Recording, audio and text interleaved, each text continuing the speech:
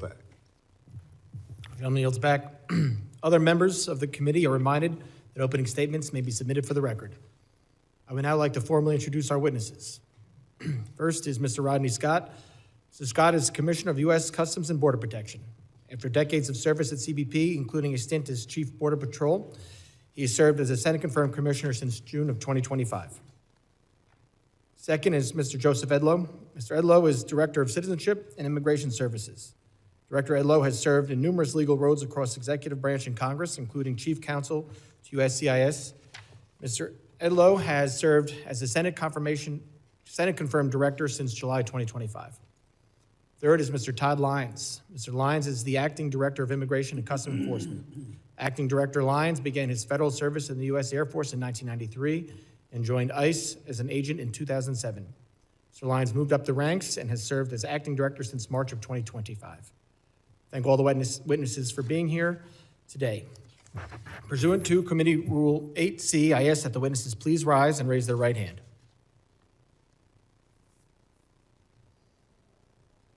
Do you solemnly swear that the testimony you will give before the Committee on Homeland Security of the United States House of Representatives will be the truth, the whole truth, and nothing but the truth, so help you God? Let the record reflect that the witnesses have answered in the affirmative. Thank you, and please be seated. I will now recognize Commissioner Scott for 5 minutes to summarize his opening statement. Chairman Garbarino, Ranking Member Thompson, members of the committee.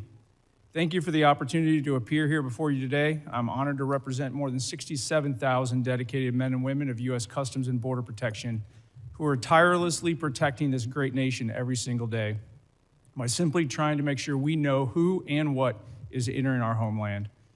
Border security is national security. Law enforcement personnel that selflessly provide this service to America increasingly perform under difficult conditions and intense public and political scrutiny. But these brave men and women deserve our gratitude and thanks. It's my privilege to be here today joining my colleagues from Immigration and Customs Enforcement and Citizenship and Immigration Services. Our agencies work in partnership to secure the homeland and uphold the integrity of our immigration system. CBP has spent the last year rebuilding what was an intentionally broken border.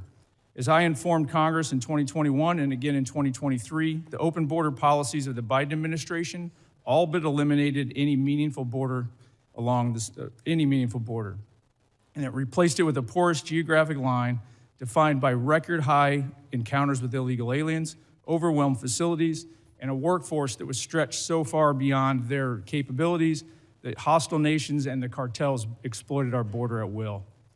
That all changed on January 20th, 2025, under the leadership of President Trump. We have now implemented effective policies, established unified priorities and objectives across all federal departments, and empowered our workforce to do their jobs by simply enforcing the laws that already exist. We have imposed consequences for those who break our laws, the laws that this body enacted. And today, the United States, because of these efforts, enjoys the most secure border in our nation's history. But this progress did not happen by accident. It's a result of a comprehensive approach to border security. We ended catch and release, we prioritized detention and removal authorities, and we sent a clear message that illegal entry into the United States will not be tolerated. And the numbers speak for themselves. We have achieved record low illegal crossings between ports of entry. Border Patrol apprehensions along the southwest border totaled over 90,000 for the entire year. That's a number that used to represent a single month under the Biden administration. Daily encounters have dropped by 95%, averaging about 250 per day, compared to 5,000 a day during the Biden administration. Our increased enforcement also resulted in the seizure of over 617,000 pounds of illicit narcotics. That's nationwide, an 8% increase over the prior year. This included nearly 11,000 pounds of fentanyl and more than 186,000 pounds of methamphetamines. This is what having a secure border looks like. None of this would have been possible, though, without the vision and leadership of President Trump and the historic investments made in border security. The One Big Beautiful Bill, a $65 billion investment, is enabling CBP to modernize border infrastructure, deploy additional advanced technology, and to grow our workforce. Since January 2025, CBP is building smart wall at record levels. We're installing high-tech attributes where the Biden administration had shut it off. We're installing water barriers along the Rio Grande River, which denies criminals access to these routes. But that is not all. We're investing in technology at our ports of entry, non-intrusive inspection equipment, biometrics, and advanced surveillance to improve our ability to know what's coming into this country, the land, air, and sea, at and between the ports of entry. CBP's workforce is without a doubt the greatest asset that we have. The One Big Beautiful Bill is investing historic amounts of money in recruitment, hiring, and retention, and training to ensure that we have the most highly qualified and capable law enforcement professionals securing our border. Due to the collaboration across all federal departments, the resultant record low encounters, CBP has been able to surge resources to support ICE's targeted enforcement operations across the nation. CBP is integrated with ICE and other partners to identify and remove dangerous criminals and others who remain in the country illegally. As recent events have demonstrated, though, our officers and agents are increasingly facing an unprecedented level of aggressive interference and intimidation when executing the laws that you have asked them to enforce. These attacks on federal law enforcement personnel are coordinated and well-funded. This is not peaceful protest. No law enforcement officer should be put at personal risk simply for doing the job that we have asked them to do. I thank you for your continued support of CBP's mission, and I look forward to answering your questions today. Thank you, Commissioner. I now recognize Director Edlow for 5 minutes to summarize his opening statement. Thank you, Mr. Chairman. Chairman Garbarino, Ranking Member Thompson, and members of the committee. It is an honor to speak to you about the priorities and progress of U.S. Citizenship and Immigration Services. I'm grateful for your partnership as we work together to uphold the rule of law, protect our citizens, and safeguard our homeland. Let me begin by expressing my appreciation to President Trump for his trust in me and to Secretary Noem for her leadership at the Department of Homeland Security. I'm proud to serve alongside a workforce that's deeply committed to advancing the President's agenda, protecting our communities, and restoring integrity to America's legal immigration system. As Director of U.S. Citizenship and Immigration Services, my vision has been straightforward and clear. Restore accountability to our immigration system and ensure that it serves the interests of the American people first and foremost. Today, I want to highlight some of our most significant accomplishments: ending the exploitation of immigration programs, putting American workers first, protecting our communities from public safety threats, protecting national security, and combating immigration fraud. Fraud isn't just a paperwork issue. It's a national security and public safety concern. Often those who wish to do us harm exploit weaknesses in our system. Over the past year, USCIS has made nearly 33,000 fraud referrals to law enforcement, a 138% increase over previous years. We conducted thousands of site visits to homes and workplaces and thousands of social media checks to ensure aliens aren't espousing anti-American sentiment. Moreover, our fraud detection and national security team completed over 21,000 investigations, identifying fraud in approximately 65% of those cases. In Operation Twin Shield in Minneapolis-St. Paul back in the fall, we uncovered marriage fraud, visa misuse, and student visa abuses, leading to denials of immigration benefits, arrests, and removal proceedings. This work led to Operation Paris, where we continue re-examining thousands of refugee cases in Minnesota, conducting thorough background checks and in-person reviews. We've also strengthened our vetting policies. If someone falsely claims U.S. citizenship to get a public benefit or try to vote, we hold them accountable through denial of citizenship or loss of immigration status. We've tightened screening to determine whether claimed marriages and family relationships are legitimate. And we've changed regulations to employment authorization is no longer automatically extended.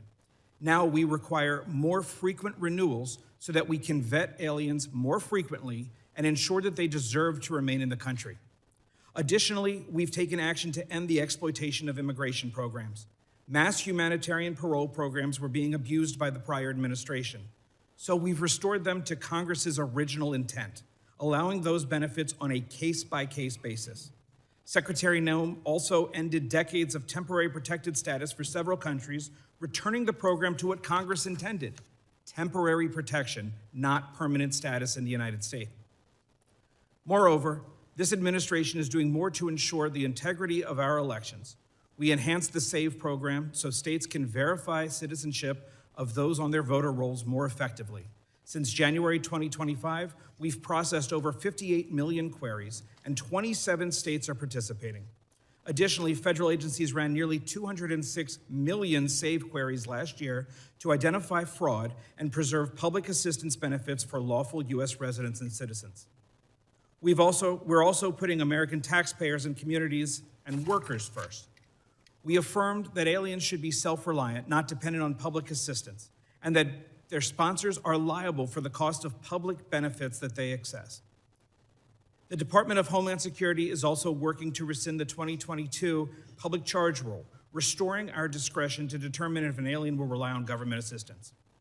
We've proposed protecting American jobs by prioritizing H-1B visas for higher skilled, higher paid workers so that companies can't use those visas merely as a way to get cheaper non-citizen labor. We've also streamlined agricultural visa processing to better support American farmers. A major milestone was implementing the One Big Beautiful Bill, which added new fees for certain immigration processes. USCIS collects those fees, but only retains a small amount of the money, while the rest goes to other agencies and deficit reduction. Finally, protecting the American people is at the heart of everything we do. After the attack on 2 brave service members of the National Guard last November, Secretary Noem directed us to review immigration benefits for aliens from high-risk countries. In closing, U.S. Citizenship and Immigration Services is restoring integrity, accountability, and security to America's legal immigration system. These accomplishments reflect the dedication of our workforce and the transformative leadership of President Trump and Secretary Noem, both of whom have allowed USCIS to do the job it was created by Congress to do. We stand ready to continue working with Congress to protect the homeland and uphold the rule of law. Thank you, and I look forward to your questions. Thank you, Director Edlow. I now recognize Acting Director Lyons for 5 minutes to summarize his opening statement. Good morning. Chairman Garbarino, Ranking Member Thompson, distinguished members of the committee, thank you for the invitation to discuss the critical work U.S. Immigration and Customs is doing every day to carry out President Trump's agenda, to keep America safe, restore order to our communities, and return the rule of law to this country. Under the leadership of President Trump and DHS Secretary Kristi Noem, the men and women of ICE have been empowered to do exactly what they're trained to do: arrest and remove illegal aliens and criminals from our communities. We are enhancing public safety, securing our national security, and finally restoring integrity to the immigration system that had been allowed to collapse. We have supercharged our partnerships with state and local law enforcement, empowering officers around the country through the 287G program to help ICE identify and remove criminal aliens. Those partnerships have increased more than 900% since President Trump took office, and our communities are safer for it. I am also proud of our agency's unprecedented hiring campaign that led to hiring of more than 12,000 officers and special agents in less than a year, and more than 222,000 individuals submitted applications. This expansion of a well-trained and well-vetted workforce will help further ICE's abilities to execute President's and Secretary's bold agenda. Before discussing our broader operations, I must address the situation in Minnesota and the dangers that ICE agents and officers face nationwide. While the investigations remain ongoing, I'm encouraged that some Minnesota officials are finally signaling the willingness to cooperate with ICE. But let me be clear, promises are not enough. We need action. In the wake of the unprecedented border crisis of the previous administration, ICE has stepped into the breach to enforce the law. This commitment has a cost. We are facing the deadliest operating environment in our agency's history. In fiscal year 2025, death threats against ICE personnel increased more than 8,000%. Assaults on officers have skyrocketed over 1,400%. One officer in Minnesota had his finger bitten off by a protester, egged on by elected officials characterizing our officers as Gestapo or secret police. The families of ICE personnel have been made to feel unsafe in their homes. I know this firsthand because my own family was targeted. But let me send a message to anyone who thinks they can intimidate us. You will fail. Despite these perils, our officers continue to execute their mission with unwavering resolve, and we are only getting started. ICE remains committed to the fundamental principles that those who illegally enter our country must be held accountable. Since the beginning of the second Trump administration, we have achieved historic results. From January 20th, 2025 through January 20th, 2026, ICE has conducted nearly 379,000 arrests, Among those arrests were more than 7,000 suspected gang members and over 1,400 known or suspected terrorists. The President tasked us with mass deportation, and we are fulfilling that mandate. Thanks to the resources provided by this Congress, we are ramping up detention capabilities and removal flights daily. In the last year alone, we conducted over 475,000 removals. It's a brutal reality that criminal immigration today is organized by sophisticated, ruthless, transnational criminal organizations. These include cartels and transnational gangs President Trump has rightfully designated as foreign terrorist organizations. The only way to defeat them is to destroy their revenue. Within Homeland Security investigations, our special agents are delivering critical outcomes in the fight against transnational crime. We are seizing fentanyl before it kills our children and dismantling the networks that poison our communities. In FY25 alone, we seized more than 2.5 million pounds of narcotics, a 50% increase from the previous year and a critical blow to transnational organization groups everywhere. HSI criminal arrests are at the highest point in history. However, our approach is just not about enforcement. It is about restoring order and dignity to the human beings sold alive by smugglers and exploited by these TCOs. In August 2024, the DHS Office of Inspector General released a report that concluded that more than 291,000 unaccompanied alien children out of nearly 450,000 transferred from DHS to HHS custody were simply lost by the system. We are talking about children exploited in factories, abused in sexual trades, and living as indentured servants on American soil.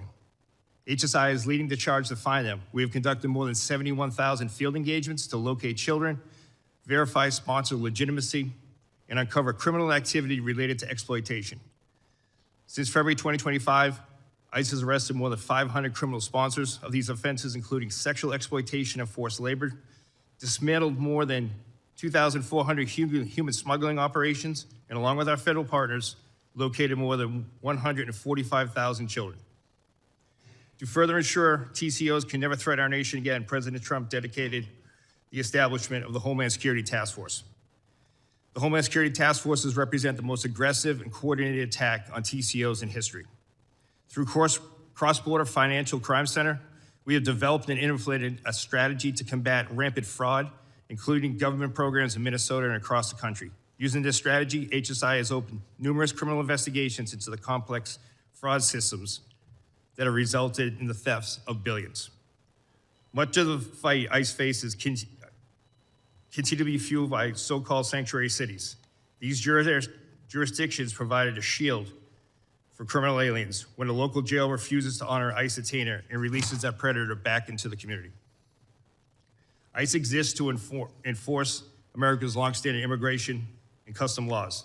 These laws are grounded in common sense, national sovereignty, and simple morality. Our officers and agents enforce these without hesitation, without apology. I ask that all the members of the committee treat them with profound respect that they have earned. Thank you.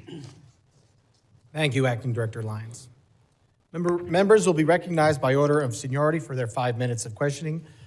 As we have when Secretary Noem was here, we're going to limit it to the 5-minute rule. I'm going to be strict on that for both sides. So do not be surprised if you go over, I gavel you down. I now recognize myself for 5 minutes of questions. Acting Director Lyons, I understand that you cannot discuss the details of the 2 recent shootings in Minnesota because they are subject of several investigations, including by the FBI, the Department of Homeland Security, and the DOJ Civil Rights Division. Once concluded, will you commit to providing the reports and findings of each investigation to this committee? Yes, Mr. Chairman, we're fully committed to give you the full and unabridged investigation and the outcome. Thank you. Commissioner Scott, can the committee have the same commitment from you? Yes, sir. Thank you both. Commissioner Scott and Acting Director Lyons, following this hearing in writing, I'd like to know what is the standard operating procedure for each of your agencies for an investigation when deadly force is used. Currently, Acting Director Lyons, are those procedures being followed for the 2 uses of deadly force in Minneapolis this past January? Yes, Mr. Chairman. Were those, and Commissioner Scott? Yes, sir, they are. Were the standard procedures followed from the beginning? Mr. Lyons? Yes, sir, they were. Mr. Scott? Yes, for CBP, they were as well. Thank you very much. We're obviously concerned about officer safety and have seen and heard about increasing threats and assaults against law enforcement. Director Lyons, are your officers trained regarding the difference between a protected protest and what is unlawfully impeding law enforcement? Yes, sir. Deportation officers and special agents are taught at the Federal Law Enforcement Training Center. They are taught in defensive tactics, personal safety, but as well as laws to include First, Second, Fourth, Fifth, 10th, 14th Amendment. The officers are trained before they go out into the field, and then while they're in the field. They are specialized training in disturbance control and other special tactics. Commissioner Scott, are your officers similarly trained? Yes, they are. At FLETC, ongoing training in the field, and then anytime we're deploying them to the interior, they get updated law refresher training to include First Amendment and Fourth Amendment. So I want to focus on the training here because with the historic investment in both ICE and CBP, there was a surge in hiring. I need to know, for these new hires, is the training different than what other agents and officers received before the hiring surge? Mr. Lyons, I'll let you start there. No, sir, it's not. The training was never, the meat of the training was never removed. The timeline was. We took training from 5 days a week, 8 hours a day, to 6 days a week, 12 hours a day. In addition to that, training is different in the fact that before officers even go to the Federal Law Enforcement Training Academy, there's pre-employment training, which we never had before.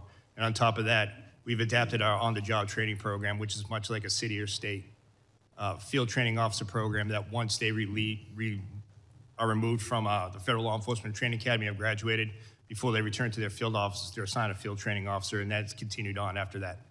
So let me get this go. For ICE officers, the curriculum has stayed the same, but it's now a quicker training. The timeline has moved up? That's correct, sir.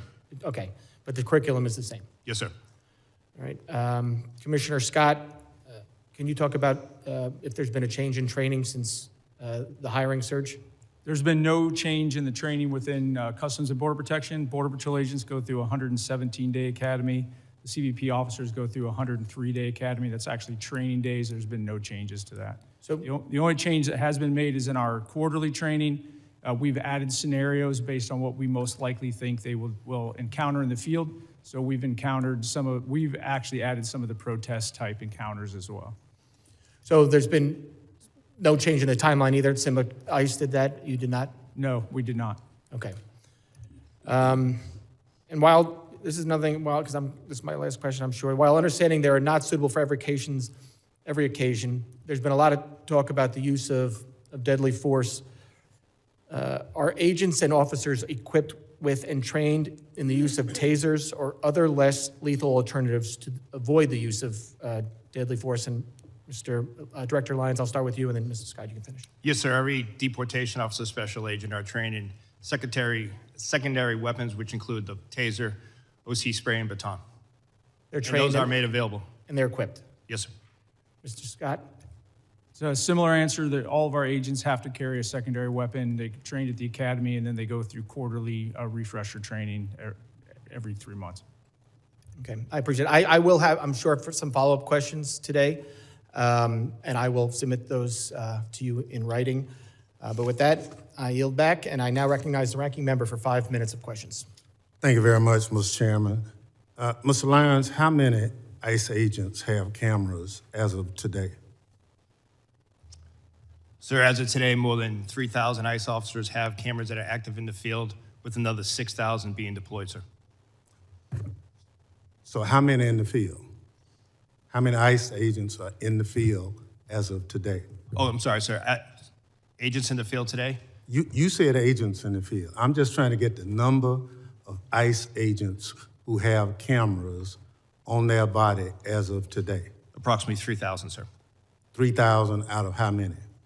Out of approximately 13,000, sir, that are in the field. So you have 3,000 out of 13,000 who have cameras. Yes, sir. Mr. Scott? I don't have the actual number in front of me right now. It's about 10,000. We're building that program out as we speak. 10,000 out of how many? Out of about 67,000. But the catch there is the ports of entry. We have significant video. No, I don't want to go to ports of entry. I just want to know how many cameras right now do you have on your agents? When you say agents, Border Patrol agents, there's about 10,000. 10,000 That's an estimate, out, 10,000 out of how many?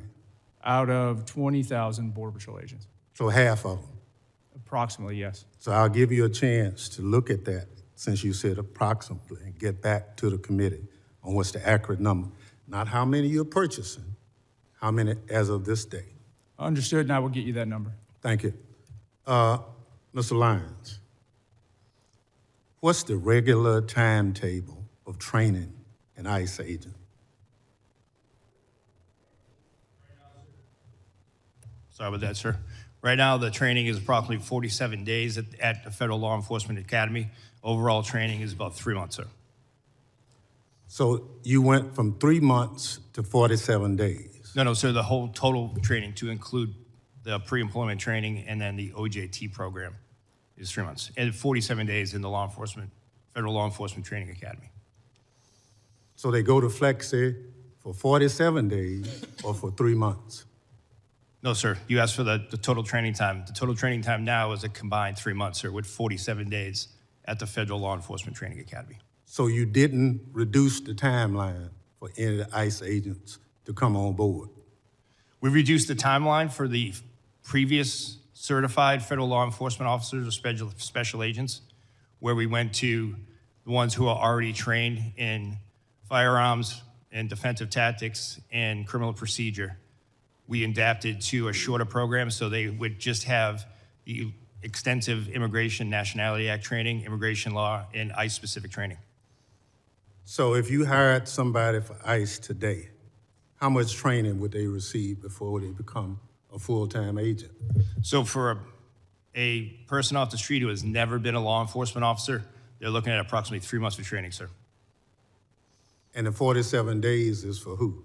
That is for everyone that hasn't, who's never worked for ICE, sir. So you could have someone that's a Capitol Police officer.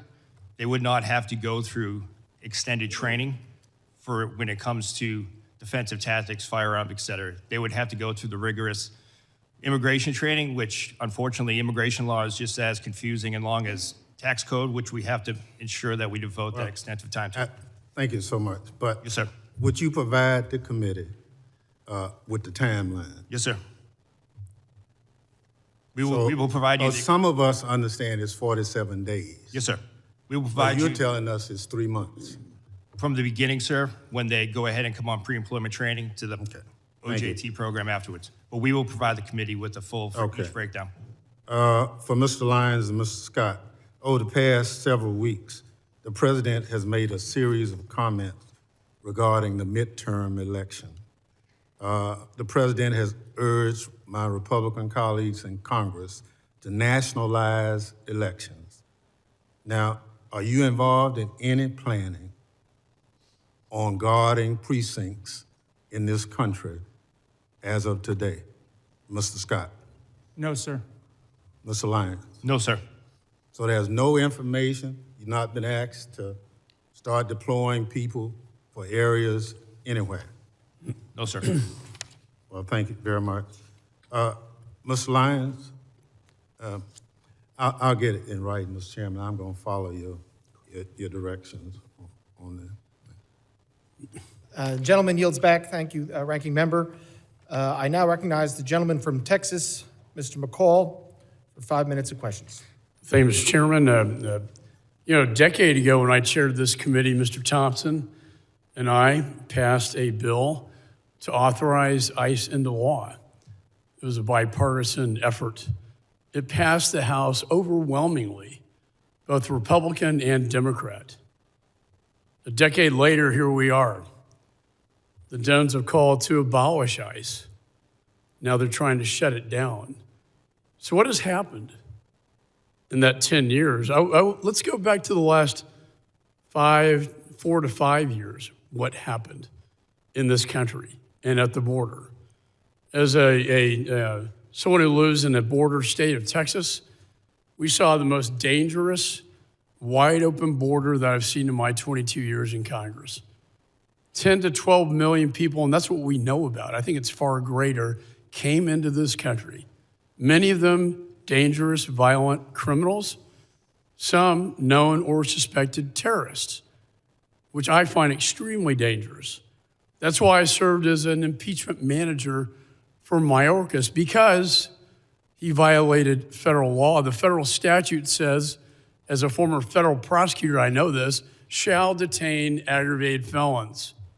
What did Mayorkas do? He told his agents, that's discretionary. You can release them. As a result, we had tens of thousands of aggravated felons left on the streets of America to roam freely. Not to mention the human and sex trafficking of children, Mr. Lyons, as you pointed out. So what is the administration trying to do? They're trying to remove a public safety threat from the United States of America. That is their job. Restoring public safety should be the number one priority. And one of the problems here, as I examine it, is that Minnesota, Minneapolis in particular, is a sanctuary city. What does that mean? That means that it's a magnet for illegal. They're protected under the current situation because state and locals will not cooperate with federal law enforcement. In fact, Mr. Lyons, is it not true that they were not honoring ICE detainers that were put on dangerous felons in prison so that you could remove them from the United States? That is correct, sir. The detainers were not honored at the local level in Minneapolis. This is the number one violation. In addition, the rhetoric on the left led to over 1,000% increase in assaults on ICE officers, an increase of over 8,000 of death threats to them.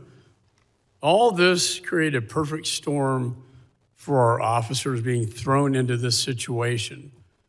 And then Agent Bovino came into the picture, and I would argue, in fairness, that he escalated the situation by the way that was handled. Your officers are not trained to effectuate crowd control. They are trained to move in surgically, go in and remove these dangerous, violent criminals from the United States of America. I've called for de-escalation after the two deaths, the two shootings that took place. I believe that these roving patrols should be done at the border rather than in the major cities of the United States. So when the president decided to remove Agent Bovino and put in Tom Homan, who I've known for years, a consummate professional, law enforcement professional, I commended the president.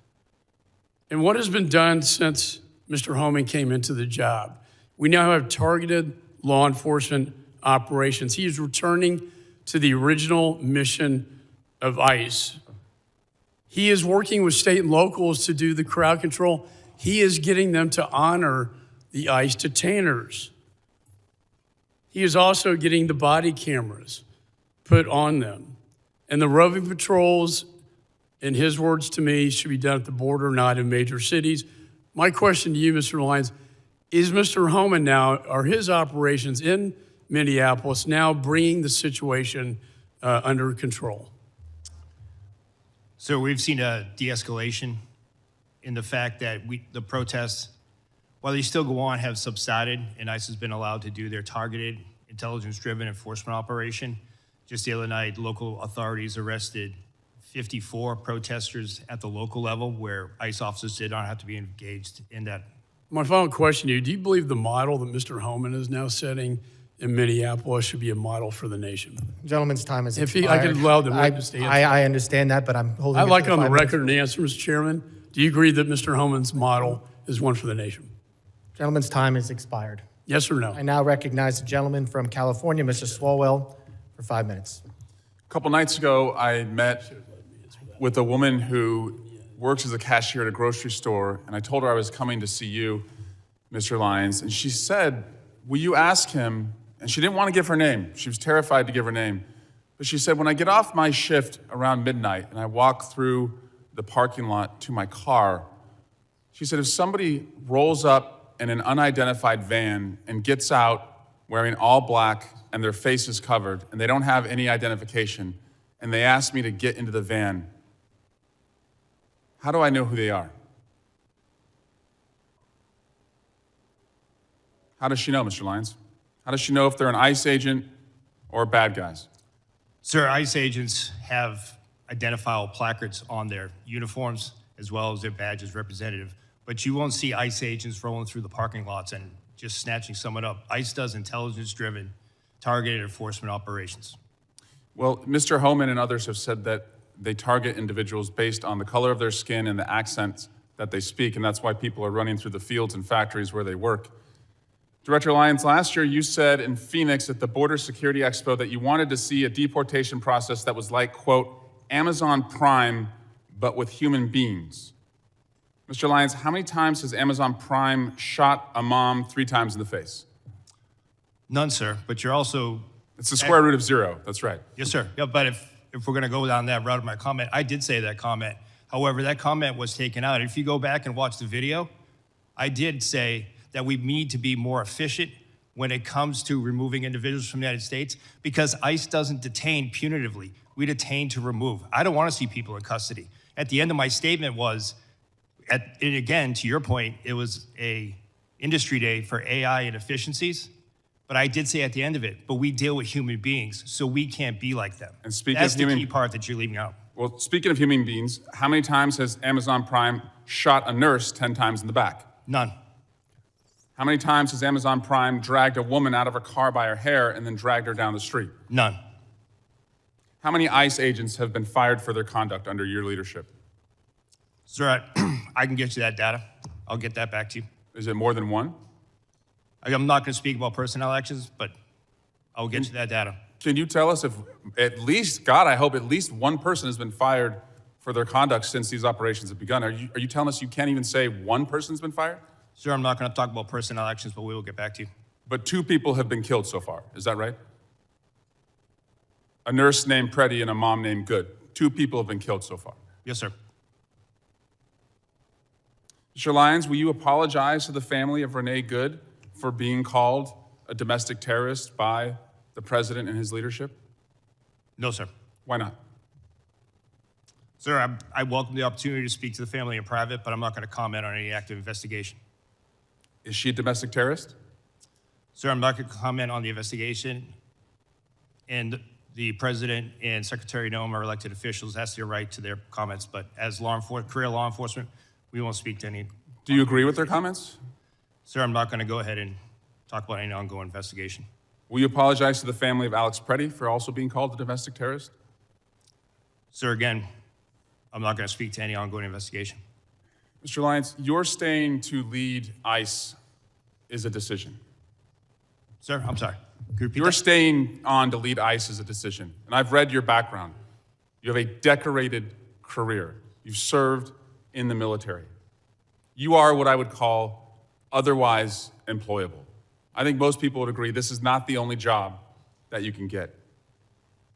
But since you've been on this job, women have been dragged by their hair through our streets. A 6-year-old child battling stage 4 cancer has been deported, and it turns out he was a U.S. citizen. People are running through the fields where they work. People who've gone to the streets as allies have been shot and publicly executed. It's a decision to stay on at this point. And considering your honorable service in the past and the dishonorable acts that those who have worked for you have conducted, and the disgraceful statements that the leadership above you have said, you now have a decision. Will you stand with the kids who you're supposed to protect, or will you side with the killers bringing terror to our streets? Mr. Lyons, will you resign from ICE? No, sir, I won't. Why not? Because, sir, that child that you're showing right there, the men and women of ICE took care of him when his father abandoned him and ran from Gentleman's law enforcement. time has expired. You never should have gone Gentleman's into time custody. has expired. I recognize the gentleman from Mississippi. Mr. Guest for 5 minutes. Thank you, Mr. Chairman. Mr. Chairman, we stand on the verge of a second Democrat shutdown of the United States Department of Homeland Security just within the last 90 days. The Department of Homeland Security employs 260,000 men and women across 22 different agencies. Those agencies include 63,000 men and women who work for CBP, 60,000 who work for TSA, 22,000 for FEMA, 18,000 who works for USCIS, almost 50,000 civilian and military employees with the United States Coast Guard, 7,800 Secret Service employees, 2,500 CISA employees, and over 8,000 agents and analysts with the Department of Homeland Security investigation who perform a crucial function to protect and serve this country. This second government shutdown, led by my friends on the Democrat side of the aisle, will leave our country less safe. Don't just take my word for it. Let's look at the words of the Biden administration.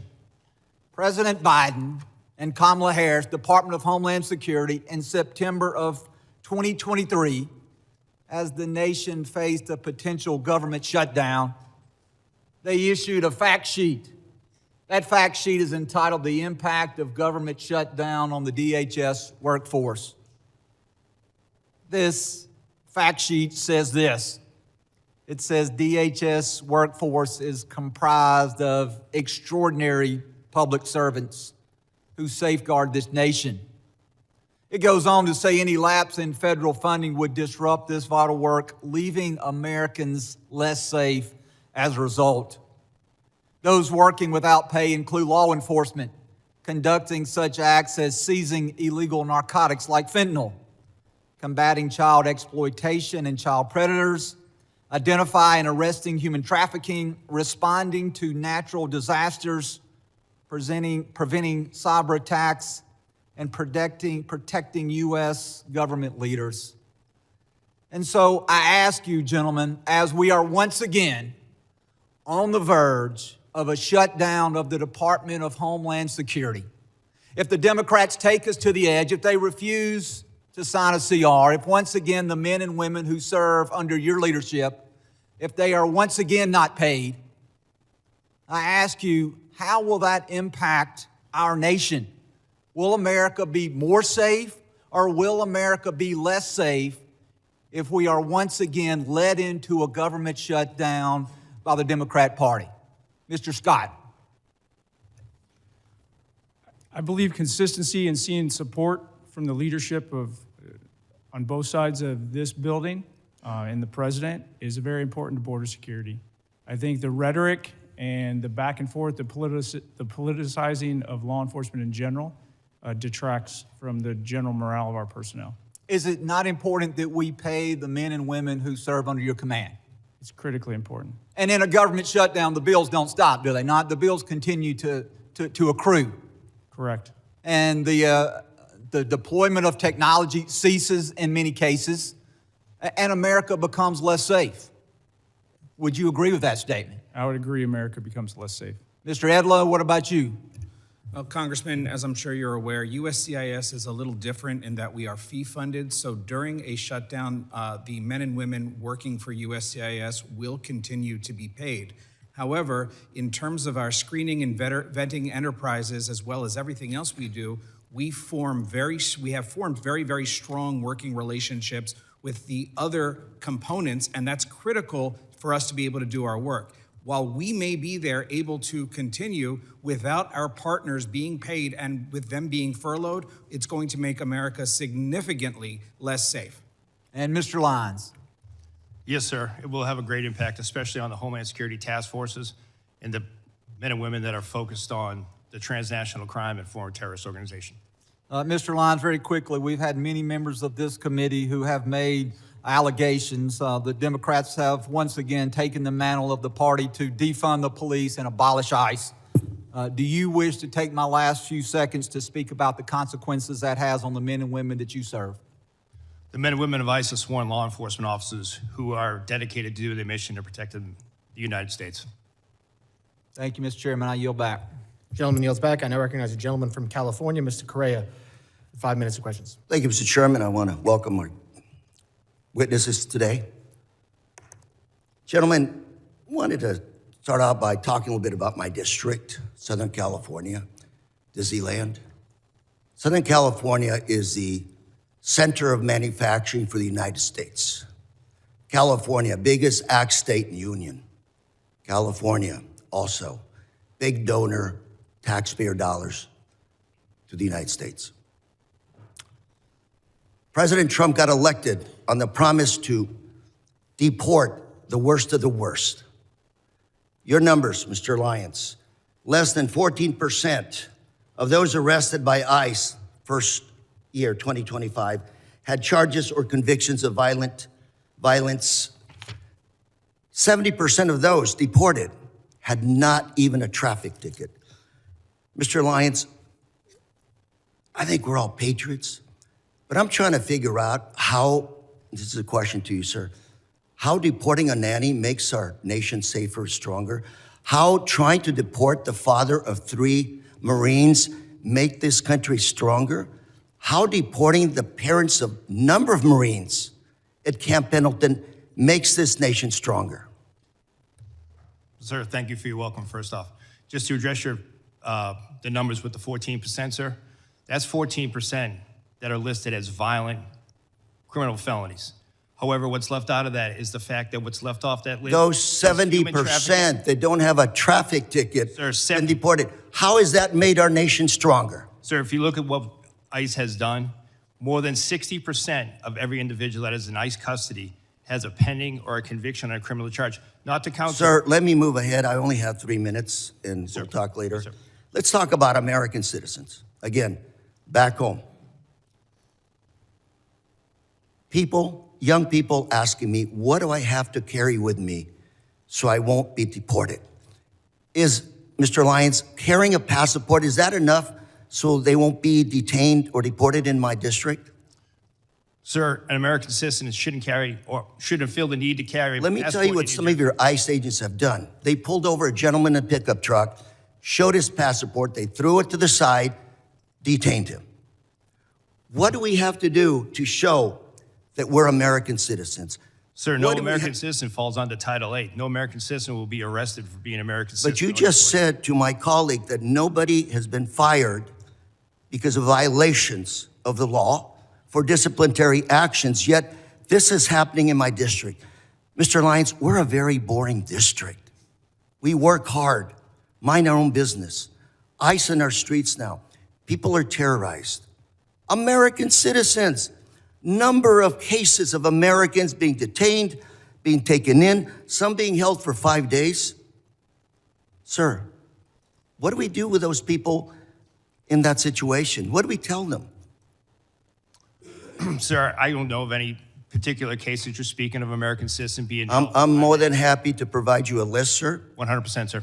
So let me ask you, sir, are you surveilling U.S. citizens today? No, sir. Those people protesting, practicing this First Amendment right, photos of them, data taken, they're not being placed in any kind of a database? There is no database for protesters, sir. One of your officers in Maine said to one of the individuals protesting, we're going to put your face in a little database. What does that mean? Do you have a little database of Americans? No, sir, we don't. Then what do you think your ICE agent was doing to this individual when he said those statements? I can't speak for that individual, sir, but I can assure you there is no database that's tracking United States citizens. Sir, California, we're a sanctuary state. Does that cause you a problem picking up individuals? Yes, sir. I have with me today some data from Sheriff Barnes, Orange County Sheriff, very good friend. He's been here to testify numerous times. For 2025, he referred about 300 individuals for your office to pick up. 250 were picked up, 50 were never picked up. We had a long conversation saying, what is going on? If these are the worst of the worst, you've called ICE to pick them up and you didn't pick them up. Can you explain to us why you didn't pick up all these individuals that were referred to your office to pick up? Yes, sir. That's the key part of that is the referral. We make sure that those individuals are eligible to be placed in detention and for movability. So you never even looked at those individuals. Gentleman's time. I would like to talk to you about this issue later on, Mr. Lyons. Thank you very much. Time has expired. I now recognize the gentleman from Texas, Mr. Pfluger, for 5 minutes of questions. Thank you, Mr. Chairman. Why are we here? And I think it's pretty clear that until proven otherwise, at 5 years of experience, that it seems like one side of the aisle is in favor of open borders and wants to abolish ICE. And I hope that that can be proven wrong. And the other side of the aisle wants to enforce the laws that are on the books. Commissioner Scott, how many administrations have you worked for in your career? Since the Clinton administration? So multiple Republicans, multiple Democrats. Correct. Is it a crime to enter this country illegally and to skip a notice to appear, to skip a court-ordered appearance, and to not comply with the laws that are on the books? Yes, sir. Has that changed since you started working for President Clinton? No. So I can't imagine establishing the fact that it is a crime to skip a notice to appear. We had 10 to 12 million people who entered this country illegally in the Biden administration. As a conservative estimate, there are sanctuary cities all throughout the United States who have said, we will not comply with federal laws. That's why we're here today. I can't imagine being a DHS officer, an ICE officer, and being threatened with violence, having death threats, being doxxed, having your family identified, putting that on the internet, and violently telling you that they are going to kill you because you are enforcing the laws that are on this book that were passed by both sides of the aisle in this body. Director Lyons, how many of your agents are being doxxed, threatened, or harassed? We've had over 8,000% increase on death threats. You know, I'm in the middle of working a bipartisan domestic terrorism working group with another member on this committee. There is a group called Defend 612 that has come out with tactics, techniques, and procedures in Minneapolis to do things like encourage protesters to impede law enforcement, to push civilians towards legally and physically risky confrontations, to help mobilize a counter-protest, to coordinate strategies and trainings to aid illegal immigrants to avoid detention. Are you familiar with groups like this, Defend 612? Yes, sir. We have multiple groups around that in all 50 states. There's an article written by Christina Buttons, and I'd like unanimous consent to enter this into the record called Inside Minneapolis's ICE Watch Network. Chairman, I'd seek unanimous consent to enter. Without objection. This article talks about these tactics, techniques, and procedures that put your law enforcement agents and your agents at risk. What is different about Minneapolis? What kind of coordination have you received from the local police department that we don't see any of this in Texas? We've not seen, and there have been many ICE operations that have happened in Texas, but what's different from what you've seen in Minneapolis? Unfortunately, sir, in the beginning of the Minneapolis operation, we didn't see any cooperation at the state or the local level, whether it be from the Minneapolis Police Department or the Minnesota State Police, which led to ICE officers and agents, as well as our other federal partners, pretty much having to defend themselves from whatever impediment, riots, or protests. Were they told by local elected officials not to cooperate? Yes, sir. Is that because they're a sanctuary city?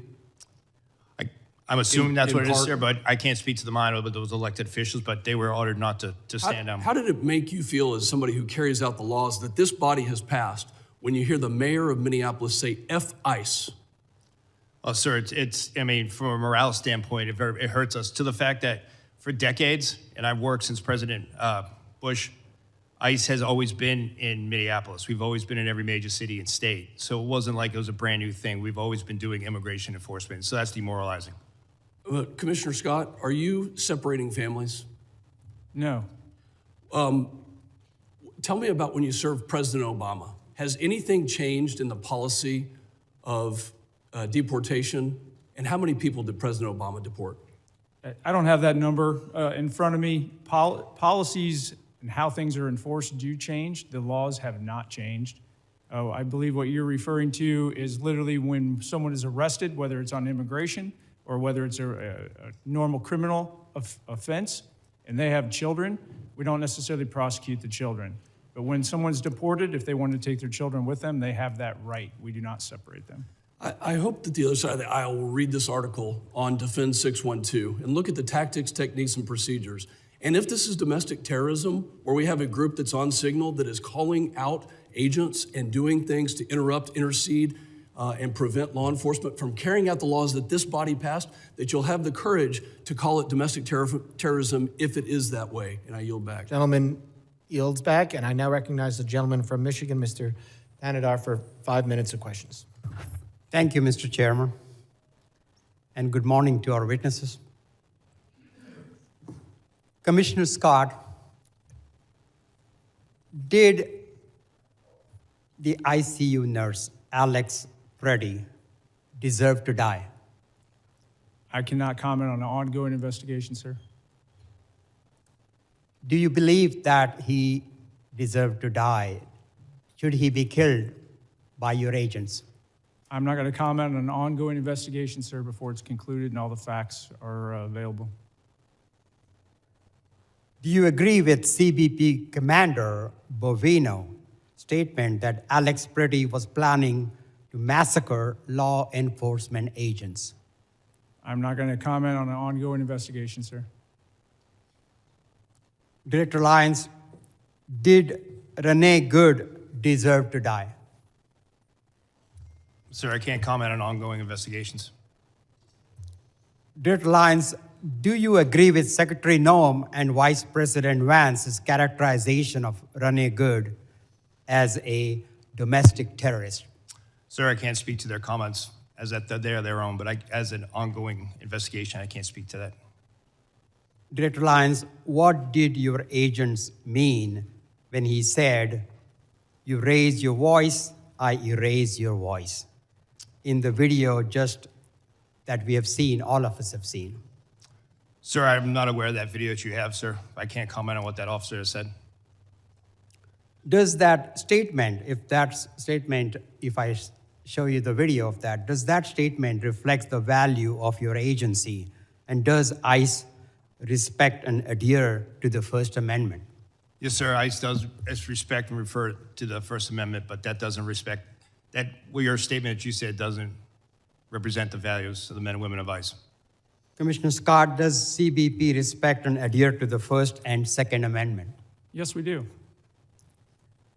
Don't you agree that Alex Preddy had every right to exercise his First and Second Amendment freedoms before being shot in the streets by one of your agents? I believe every person in the United States has a right to their constitutional rights. Look, I have heard and seen enough. I'm just sick and tired of your agents running around in our cities, in our streets, causing illegal activities. ICE and CBP thugs are roaming our streets, attacking our communities, using our children as bait, referring to people as bodies and numbers, targeting people for their accents and the color of their skin, and killing American citizens, all while showing zero remorse for their actions.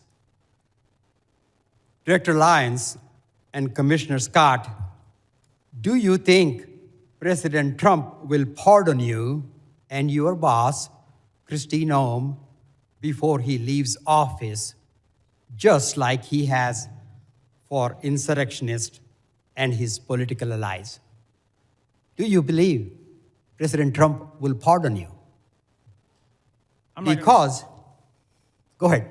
I'm not going to speak on behalf of President Trump, but I'll tell you, I signed up for this job to protect America, and I'm very proud of the service that I provide, and I don't need a pardon from anybody. Well, you better hope so. You better hope you get been pardoned, because you will be held accountable for the absolute disregard of the law your agencies have shown over the past year. Your agencies have lost the trust of the American people, with millions taking to the streets to protect the illegal actions of your agencies. And that's why I introduced a bill in the United States Congress to abolish ICE. ICE must be abolished. I also co-sponsored a bill to impeach Secretary Kristi Noem. And I believe Kristi Noem must be impeached. And this Congress must do everything in its power to carry out oversight actions against these rogues departments, including if Gentleman's necessary. time has expired. A witness has requested a break. Committee will recess for 5 minutes. Members of the audience will remain seated.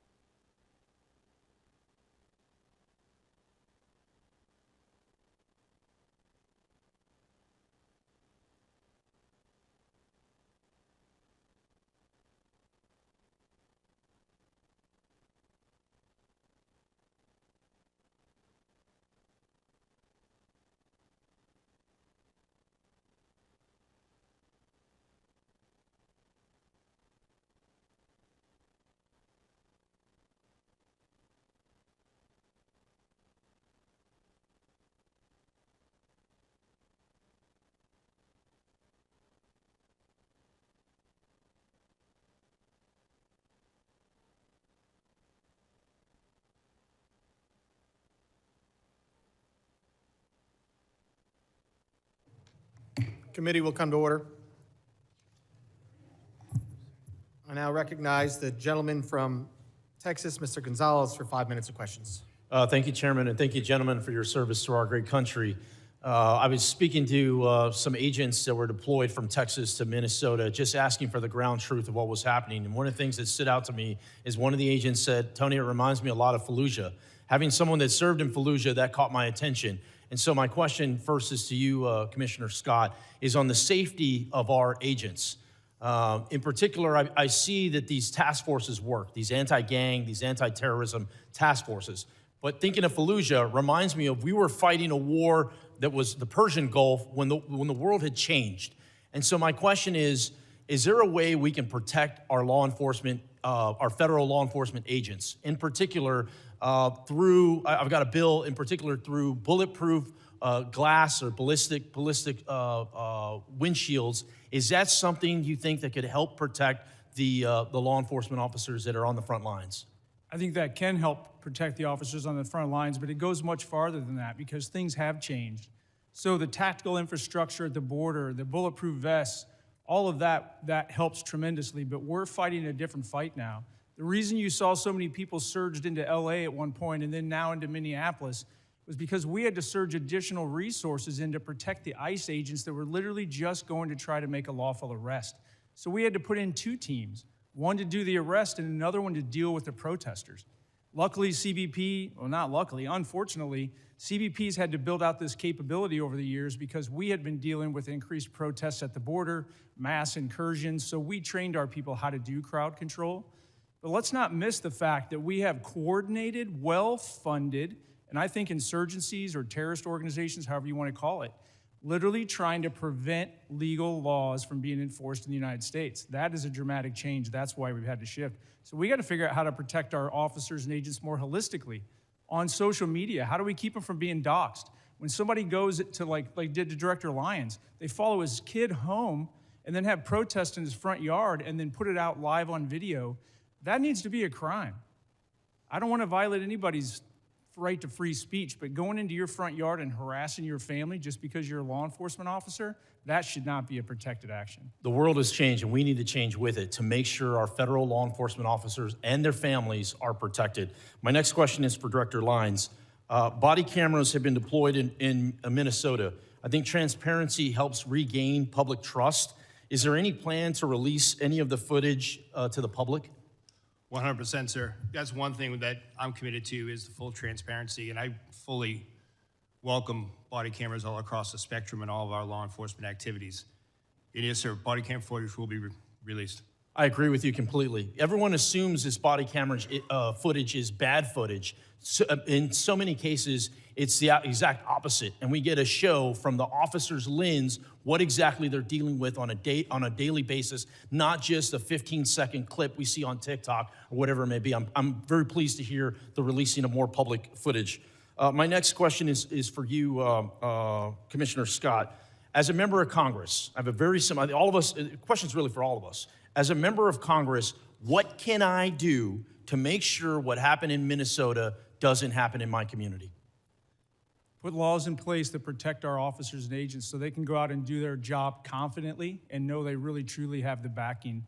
And then, I gotta plug it, actually fund the programs. So when body cameras got rolled out to CBP, the technical capability of the camera got rolled out, but the funding for the personnel to support the programs and the data, that can drain basically all your other operations. So fund the entire program so that we can be transparent and that we can make sure America knows what we're doing because that trust is critically important.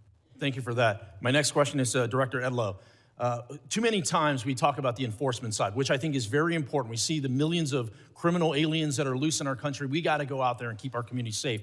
But we need to be talking more about the legal aspect of it, the people that are doing it the right way. I was very encouraged to see 65,000 visas get released not too long ago. The question I have is, what are the details? What is the timeline behind that? What is the purpose of those? Can you specifically speak to the legal visa process?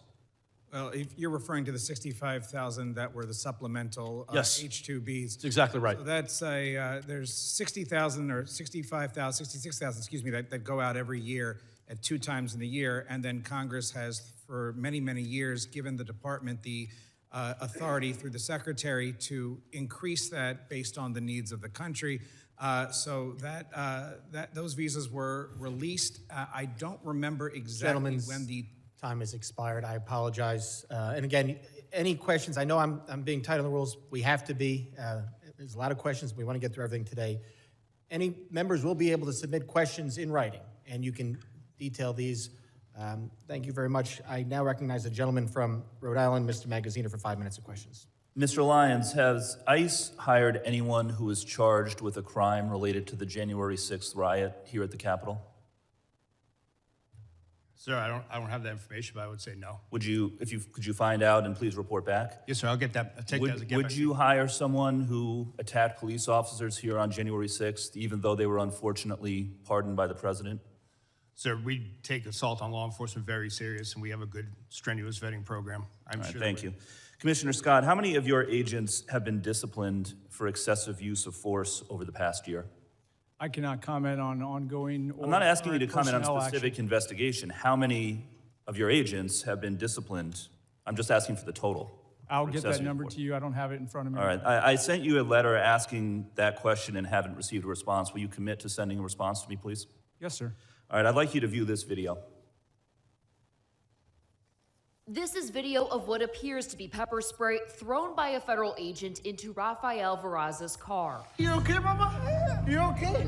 Seconds later, he realized his daughter, 1-year-old Ariana, was in the back seat, also battling the chemicals. Are you familiar with this incident? Yes. Okay.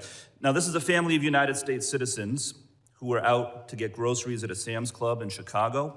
When they arrived, they could see that there was a chaotic operation in the parking lot. They turned their vehicle to leave, at which point your agents sprayed pepper spray out of their vehicle and into the driver's side window of the Veraza's family vehicle. Is it proper procedure to aim pepper spray into the window of a moving vehicle? I'm not familiar. I don't have all the details on this. It's an ongoing I'm not asking about investigation, but to answer your specific question, is it proper procedure? we try to avoid that. No, it's not. Try to avoid it. Because you understand it's dangerous, right? Not just for the driver, but for pedestrians, for other people who could be hit by a car if a driver is blinded, right? I 100% understand that, but you're talking about intentional versus not intentional. Well, now listen. I've been in a vehicle in one of these situations. Scott, reclaiming my time. From the video, this case. was clearly intentional, and you know as well as I do that in any other law enforcement agency, if an officer did this, they would be put on leave, investigated, and likely disciplined. Were any of your agents ever investigated or disciplined for this incident? I'll have to get back to you on this incident. I believe it's still an So you ongoing don't know. investigation, but we have at least 10 I'd like to show open you cases. another video. This one is from Minneapolis.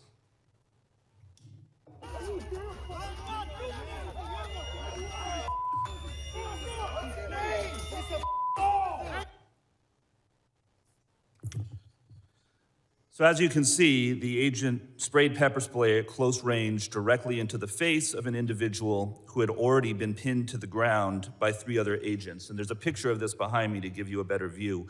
Is this proper procedure for the use of pepper spray? I cannot comment on that because you're only showing one piece, and that subject Has is this clearly agent not been compliant. investigated? But this is not the intended use of this weapon, correct?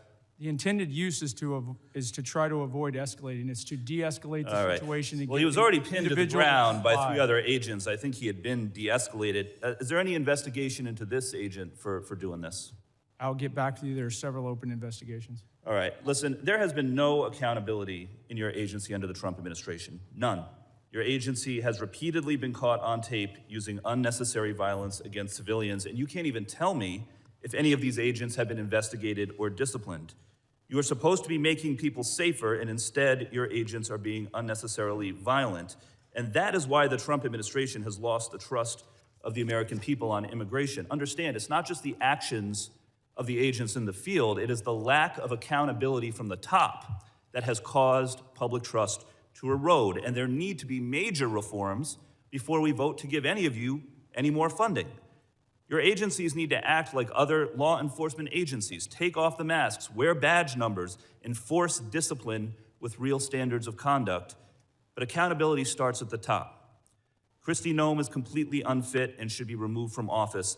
And all of the operations that we just watched were overseen by Commander Gregory Bavino, who himself engaged in excessive use of force. He even admitted that he lied to a federal judge when he claimed he had been hit by a rock prior to throwing a tear gas canister at a crowd of civilians. But then after the footage came out, and that turned out to be not true, he admitted that he had lied about it.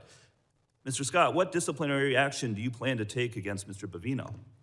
I cannot comment on personnel actions on any. Is there an investigation underway or being considered into Mr. Bavino? Every allegation and every use of force is fully investigated. Well, within please DHS. investigate him. It goes through a review You need board. to start enforcing discipline. Gentleman's in your time agency. has expired. I now recognize the gentleman from Alabama, Mr. Strong, for 5 minutes of questions. Thank you, Chairman Garbarino, Ranking Member Thompson, and thank you to all our witnesses for being here today.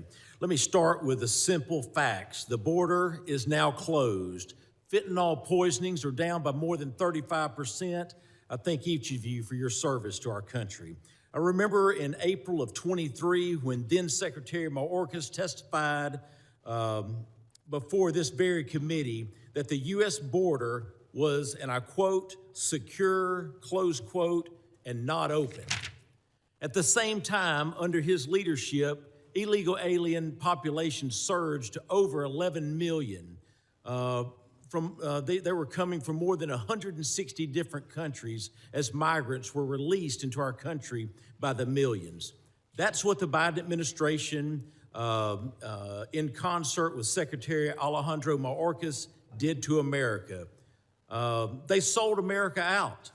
The consequences of their failures were predictable. When the United States failed to enforce its border, the winners are not legal immigrants or American communities. It's the cartels, drug smugglers, human traffickers, and violent criminals.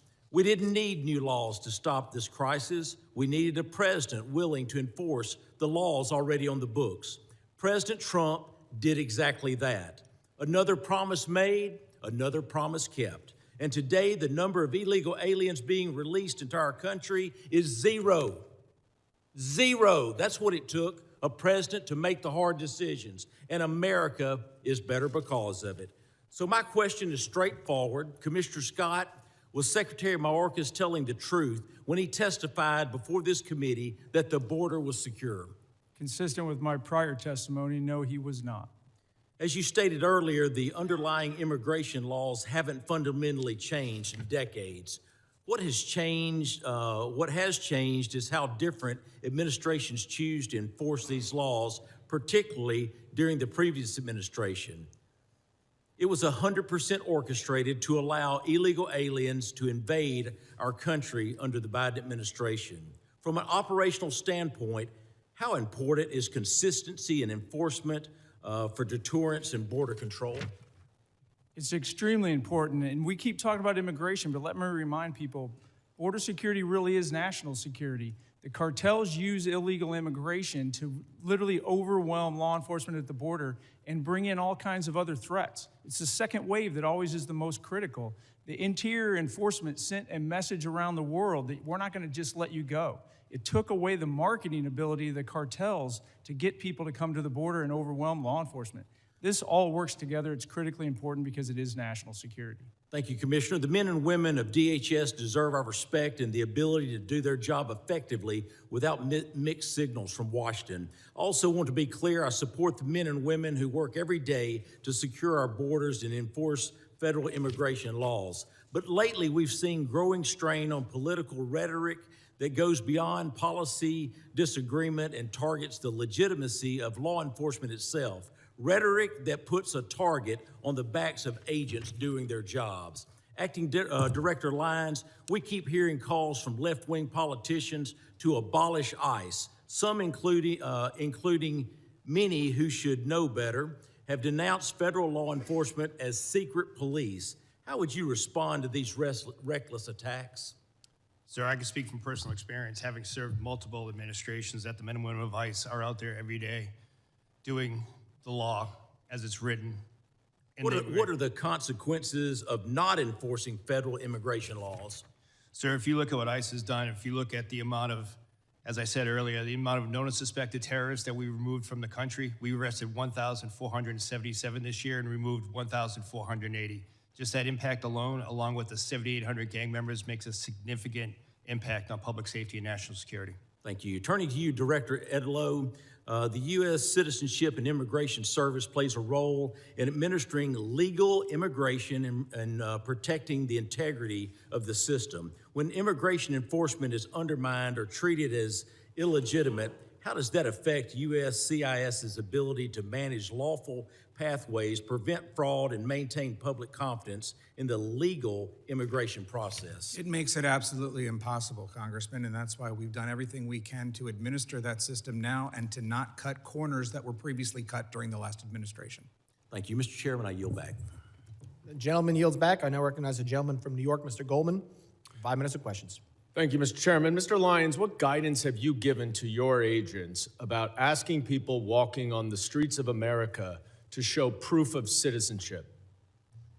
Sir, as I stated earlier, the men and women of ICE, deportation officers, special agents, we conduct targeted intelligence-driven operation. We don't walk around on the streets asking people about their American citizenship. Really? So all of those individual American citizens who have been randomly asked are lying. Is that what you're saying? Sir, if the men and women of ICE are conducting an investigation, whether it be for Title 8 immigration enforcement or Title 18 criminal enforcement, they'll ask someone their nationality. Right, but that's not targeted because they're asking all sorts of American citizens, including off-duty law enforcement. Now, have you directed at any point your agents under the Supreme Court's racial profiling ruling to only stop non-white people and those who look like immigrants to ask for their citizenship papers? No, sir, I haven't. Now, you are aware, of course, and there's well-documented, numerous well-documented instances of people, American citizens, being asked to show and prove their citizenship. Do you know what other regimes in the 20th century required similar proof of citizenship? Yes, sir. What?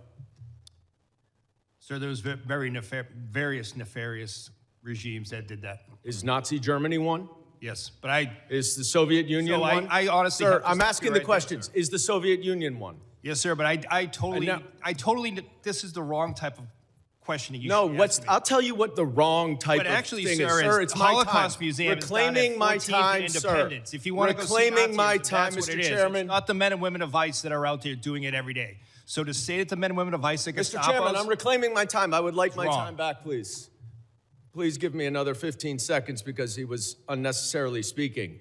You said in your opening statement that references to ICE as the Gestapo or the secret police encourages threats against ICE agents. 100%. The problem is you have it backwards, sir. People are simply making valid observations about your tactics, which are un-American and outright fascist. So I have a simple suggestion.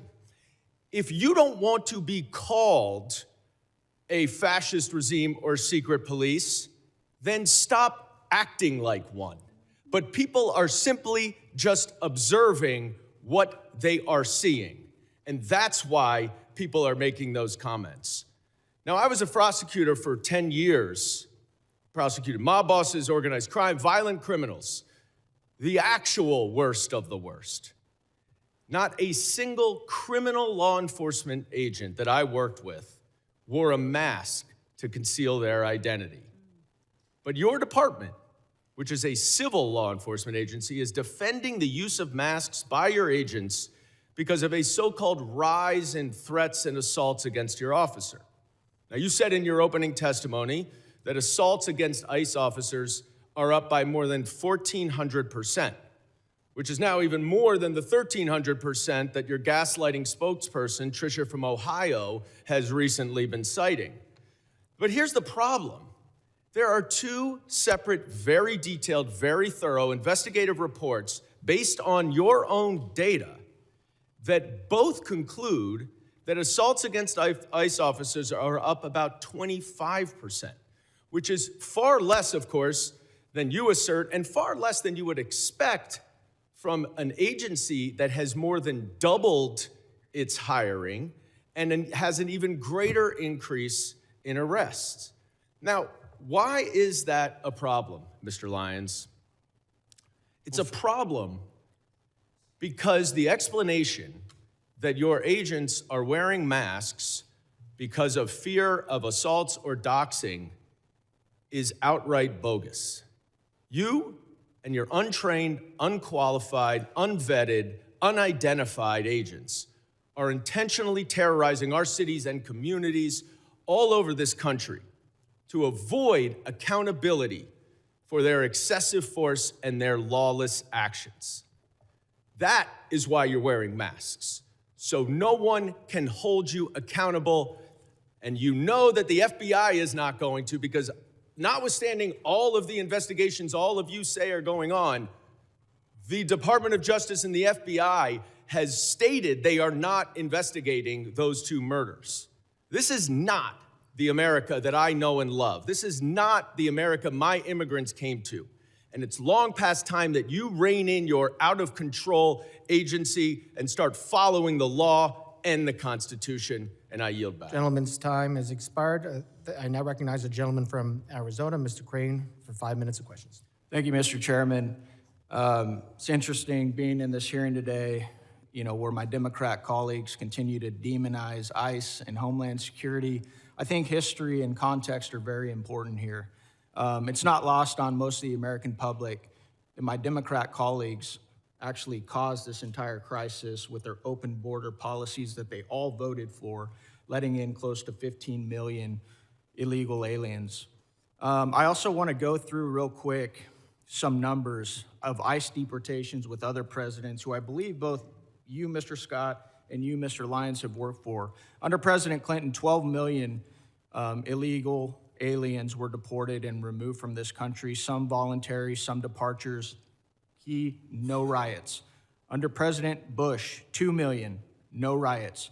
Obama, who was often referred to as the deporter-in-chief, 5 million, including returns, no riots. President Trump in his first term, 2 million deported, no riots. President Biden, 4 million, including expulsions, varying by estimates, no riots. President Trump again this year, 625,000 with 2 million voluntary leaving through CBP Home App. Mr. Scott, can you explain why these other presidents that you work for, both Democrat and Republican, have deported far more people than this president and we've seen no riots?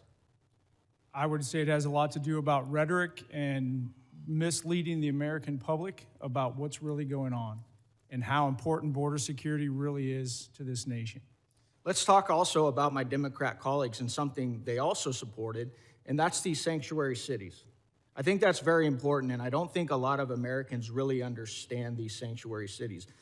Mr. Scott, Mr. Lyons, is it true that you would rather send your officers into a jail to get some of these illegal alien criminals? Is it safer for your agents and also the illegal alien criminal if your officers are able to go into a jail instead of having to go out and find them on the street? Mr. Lyons, I'll start with you. Yes, sir, it would be. You wouldn't see the amount of law enforcement officers involved in immigration operations. Right. How about you, Mr. Scott? I 100% agree with the director, and just as importantly, it would allow me to put more agents back on the border to prevent people from getting in here in the first place. Let's also talk about these riots. Mr. Scott, Mr. Lyons, do you guys remember any riots, when for some of these victims that were assaulted and victimized by illegal alien criminals like Nate Baker, Laken Riley, Fletcher Harris, Skylar Provenza, Ivory Smith? I've got a whole list of them. Do you remember any riots from our Democrats or their constituents when any of these American citizens were victimized by illegal alien criminals? No, sir. No, sir. Why do you think that is? Because that's the question that I get asked all the time. Congressman, why do the Democrats care more about illegal alien criminals than they care about these American citizens, many of them who are young, have their entire lives ahead of them, didn't show up to a protest, right, to obstruct federal law enforcement. They're just going about their daily lives and they get victimized by people who aren't supposed to be here. Why do you think they don't care about American citizens? I cannot speculate, but when I look at the chaos that it creates and the corrosive nature that it creates, I go beyond the politics of the United States and I look at our nation state adversaries like Iran, Russia, and China, and their influence on social media to keep this negative discourse going. And I think this is a much bigger issue than we're actually admitting that it is in here. I want to tie this together to something that's very pertinent that's going to happen this week here in Congress, where the American people are going to see the bookend of what's going on. We are going to attempt to pass the Save America Act, okay? Which requires documentary proof of U.S. citizenship to register to vote. It imposes photo ID requirements to vote, and it penalizes officials who do not enforce these requirements. And you won't see most of these folks over here on the other side that are demonizing you guys right now. You will not see them support it. So they let millions and millions of illegal aliens into the country. They set up these sanctuary cities so you can't go enforce these federal laws that are on the books that Congress has passed. And now they won't vote to stop these illegals from voting in our elections. If the American people don't understand what this whole thing is about, it's about one word, and it always has been, and that is power. They want power, and they need these illegals to vote in our elections. That's why they don't care about the fraud either, because they need those votes as well. Thank you. I yield back. Gentleman yields back. I now recognize the gentlelady from Illinois, Ms. Ramirez, for 5 minutes of questions. Thank you, Chairman. My mother, a Guatemalan immigrant and an American, taught me that I have the responsibility to look evil in the eye and to fight it back. Mr. Lyons, Mr. Scott, Mr. Edlow, you have used your power to perpetrate great evil. And it's about time you answer this committee for the lawlessness that you've empowered and defended in your testimony. Mr. Lyons, I want to start with you. And I want to talk about ICE. Because under your leadership, ICE has shot and killed Silverio Villegas Gonzalez and Renee Good, violated nearly 100 court orders in January alone. You've used banned chokeholds in more than 40 cases, engaged in warrantless arrests despite of a consent decree, and you used children as bait to put 3,800 children in detention. You created traps for people at immigration court who were following the law and doing it the legal way. And you broke the law by entering into people's homes without a judicial warrant in violation of the Fourth Amendment. Now, let's talk about you, Mr. Scott, and CBP next. Under your leadership, CBP has attempted to execute Marimar Martinez, shooting her 5 times and not releasing the footage that you should release so that we can see the evidence, murdered Alex Preddy, used chemical agents dozens of times in Chicago after a judge ordered you to stop, conducted warrantless surveillance and racial profiling, and acted with total disrespect and disregard for the law while engaging in roving patrols, plate switching, dangerous traffic maneuvers, and observer intimidation. Again, criminals act with that total disregard for the law, and we continue to see it. You would both have us talk about respect for your mission and your agents, but your agencies are unaccountable, paramilitary forces, and I have just as much respect for you as I do for the last white men who put on masks to terrorize communities of color. I have no respect for the inheritors of the Klan Hood and the slave patrol. Those activities were immoral then and criminal, and so are yours. And that brings me to you, Mr. Edlow, and USCIS. Truly, USCIS is the most disappointing part of this whole panel for me. Mr. Edlow, let me ask you a question. Is USCIS's mission to uphold America's promise as a nation of welcome and possibility with fairness, integrity, and respect for all we serve? Yes or no? Is that the mission? Congresswoman, the mission is to administer the lawful immigration system. Okay, so let me move on. So it is not for the possibility of fairness, integrity, and respect. I get that. I want to tell you about Stephen, my constituent, Mr. Edlow.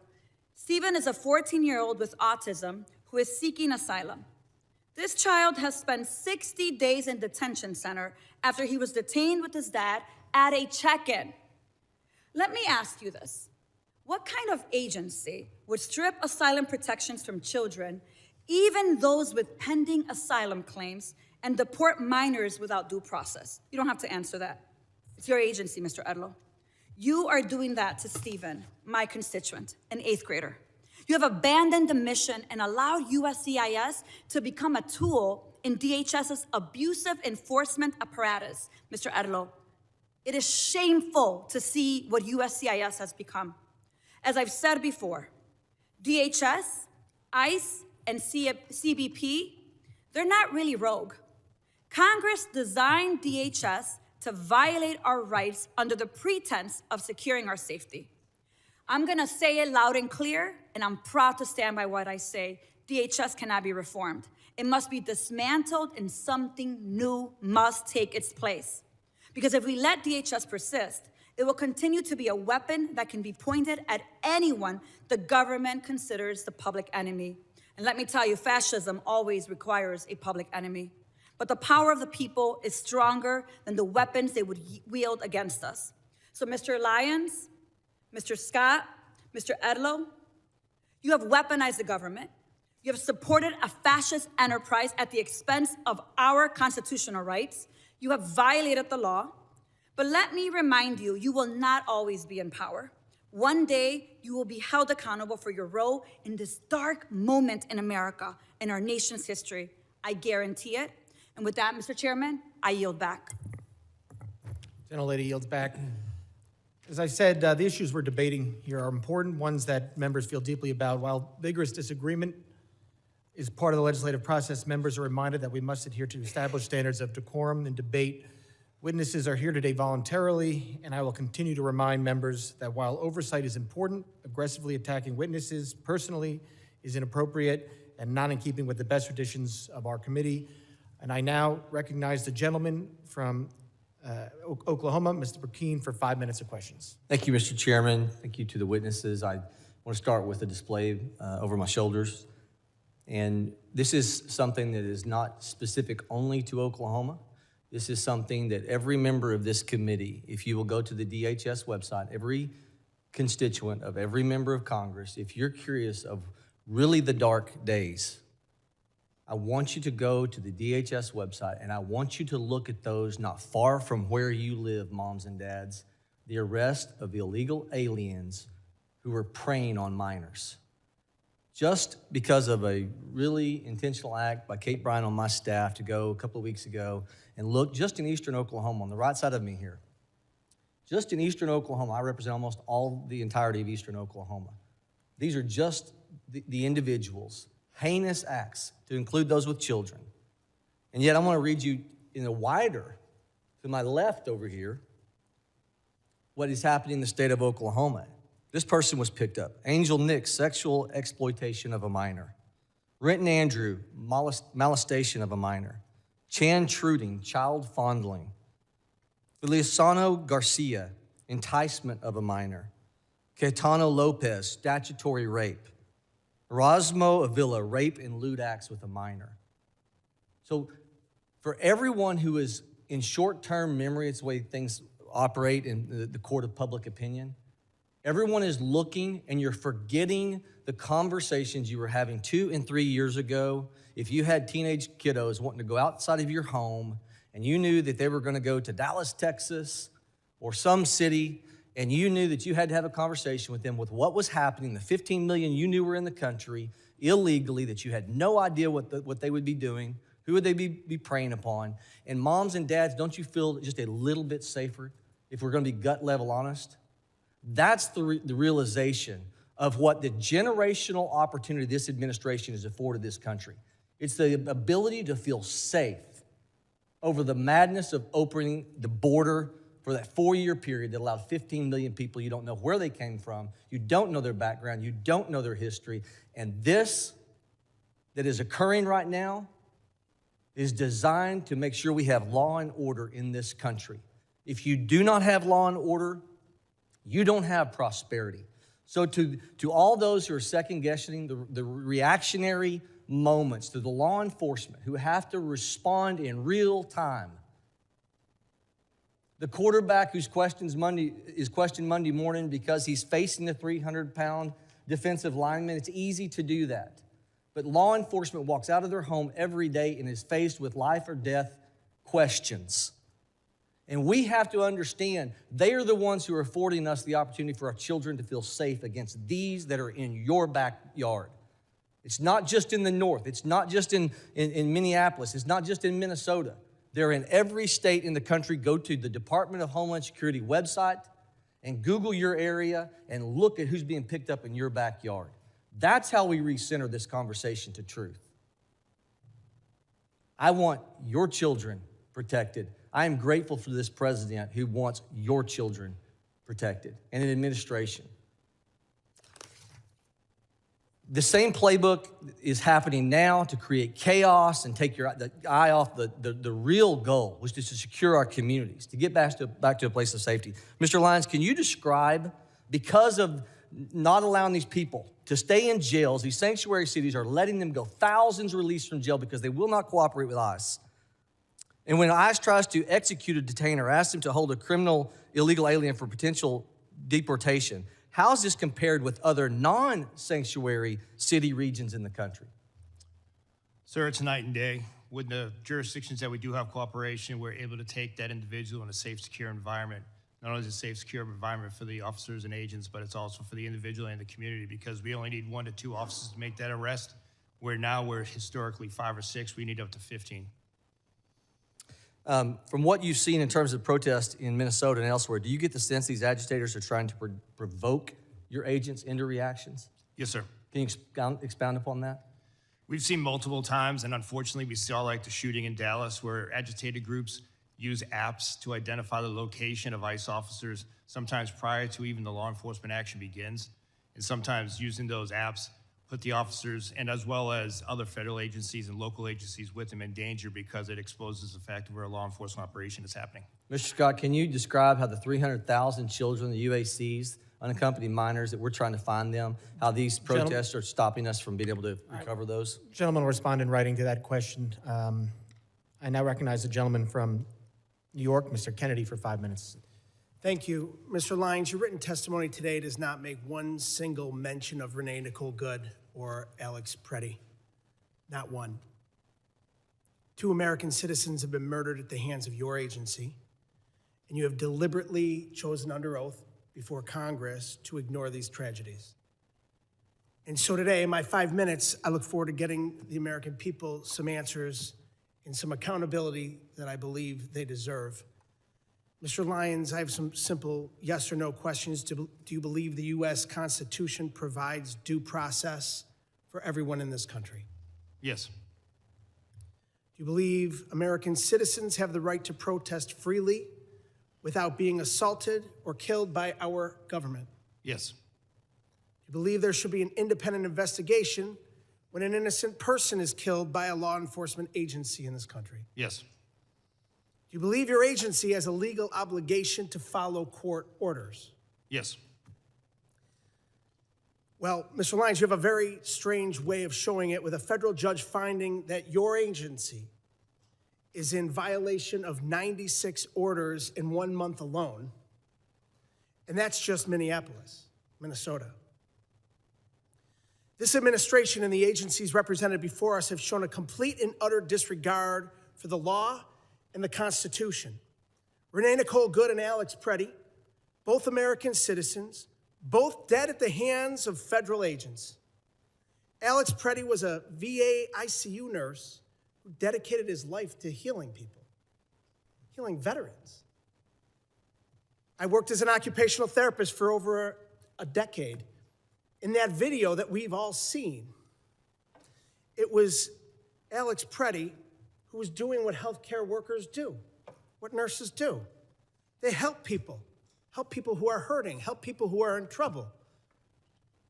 In this case, helping a fellow peaceful protester who was shoved to the ground right before your agents shot him 10 times. And we're now learning that FBI Director Kash Patel stopped the U.S. Attorney's Office in Minnesota from investigating the death of Ms. Good because of fear that an investigation would contradict President Trump's falsehoods that she violently, willfully, and viciously ran down an agent. 6 federal prosecutors resigned rather than participate in a cover-up. Kristi Noem, Stephen Miller, and you, Mr. Lyons, have appointed yourselves judge, jury, and executioner, allowing American citizens to be gunned down in our streets with impunity. We all know the president is a liar. He's sold snake oil his entire life, but he can't tell us and the American people that we did not see with our own eyes what we saw in that video. 2 Americans shot dead in cold blood. The American people aren't stupid like he thinks we are. The fact that our government murders American citizens, lies about it, and then refuses to investigate or seek justice is beyond abhorrent. It's un-American. Mr. Lyons, in America, we shouldn't have secret police. We shouldn't have masked government agents executing citizens in the streets. The Constitution does not give your agency the right to hide their faces while they kill Americans. Will you commit, yes or no, to immediately unmasking every agent conducting immigration enforcement and requiring them to wear standard uniforms with identifiable badges? No. Well, it's a sad response. Your answer is completely unacceptable. People who are proud of what they do aren't hiding their identity. We're a nation of laws, and you, your boss, Secretary Noem, and Donald Trump are not above the law. The American people are angry, and they're demanding accountability and justice from those giving the orders. Mr. Lyons, yes or no, do you believe that Secretary Noem should resign? I'm not going to comment on that, sir. So you're going to look the families of Renee Nicole Good and Alex Preddy in the eye and tell them Secretary Noem should keep her job after their loved ones were killed? Sir, the loss of any life is unacceptable. In my heart, prayers and thoughts go out to anyone who tragically losing his life, especially a child, since I've suffered personal loss in my life. But I'm not going to comment on an ongoing investigation. Well, Mr. Lyons, the American people are watching. Your unwillingness to demand accountability from your own leadership speaks volumes. 2 American citizens Gentleman's are dead. time is expired. The American people deserve Gentleman's accountability. time is expired. Members are reminded that we must adhere to established standards of decorum. In debate, it is a clear violation of the rules of the House to make statements that might be personally offensive to the President or the Vice President of the United States. I now recognize the gentlelady from South Carolina, Ms. Biggs, for 5 minutes of questions. Thank you, Chairman Garbarino, and thank you to our witnesses. A big thank you for what you do each and every day to secure our border and to carry out the will of the American people. You know, this Trump administration and the CBP and ICE, they've done a stellar job of securing our border. And we can just look at the numbers. They tell the facts. Crossings are down from a high of over 300,000 a month under President Biden to around 10,000 a month under President Trump. However, the lax border policies of the Democrats have flooded our country with tens of millions of illegal immigrants. This invasion was facilitated by sanctuary cities. Most cities will hand over criminal aliens with a deportation order to ICE, but sanctuary cities refuse to do so, often releasing them back into the public around our communities, our children, and making it unsafe. Cities like Minneapolis pick and choose which laws they want to enforce, and by doing that, they place our federal law enforcement in danger, forcing ICE agents to make arrests out in public, something that could be avoided if sanctuary cities simply cooperated with the federal law. At the same time, radical leftists have stirred hysteria over routine immigration enforcement, calling immigration officers the secret police and even the Gestapo. Let me be very clear. This rhetoric has consequences. Between 2024 and 2025, we saw a more than 16,000% increase in threats of assault against immigration officers, and over 8,000% spike in death threats targeting those who enforce our laws. In Minnesota alone, there have been over 60 threats and 20 assaults to ICE officers. Just think about that if you were going to work every day and had to deal with that. Sanctuary cities, they choose criminals over citizens. My bill, the Mobilizing Against Sanctuary Cities Act, would cut off every single federal dollar to any city that helps illegals instead of law enforcement. Mr. Lyons, my question is to you. Why should taxpayers fund far-left politicians who put your agents at risk? Ma'am, unfortunately, what we've seen over and over is just the fact that there's so much rhetoric out there against the work the men and women of ICE have done. Again, going back in my career, this is my second decade, multiple administrations, and it's never been like this. And the actual public safety impact that the men and women of ICE do every day is significant, and it should still be true for all 50 states. Thank you. So I want to take it a little closer to home. What's happening in my district, the 3rd District of South Carolina, it should alarm every single individual. These are real crimes committed by individuals illegally in our country, right here in our communities, confirmed by the Department of Homeland Security. We heard a little bit from my colleagues earlier. So let me just give you a few of the worst. Vehicular homicide, child cruelty and indecent exposure, armed robbery, assaulting a police officer with a weapon, and making terrorist threats. And I could go on and on. We're also seeing convictions for drug trafficking, burglary, forgery, repeated illegal re-entry, and more and more. And this is what I consider chaos. And it's the direct result of open border policies that put American lives at risk. But amid all of this, we're seeing true heroes step up. Our federal immigration officers are on the front lines of securing safety and prosperity for us and for our children. They've been given a difficult task, but they are up to the job and certainly meeting the demands. We stand behind our immigration officers and their historic mission to restore the rule of law to the United States. And right here at home, our local law enforcement is rising to meet the challenge, and I'm very grateful to them. So just look at Anderson County Sheriff's Department, which you'll see in the photo behind me, which recently seized 180 pounds of cocaine. That's 180 pounds of deadly drugs that will never reach our streets, thanks to the courage and commitment. So I just want to say thank you, and I'm grateful for the job that you do. Gentlelady yields back. I now recognize the gentlelady from New Jersey, Ms. McIver, for 5 minutes of questions. Thank you, Mr. Chairman and Ranking Member. Mr. Lyons, as the senior official lead in ICE enforcement, much of today's scrutiny falls on you, and it should. We have seen repeatedly that Republicans, Trump administration, its DHS, and your agency will do absolutely anything to avoid answering for your actions. When I showed up to inspect Delaney Hall, a private prison that you contract with, ICE tried not to give us an oversight tour.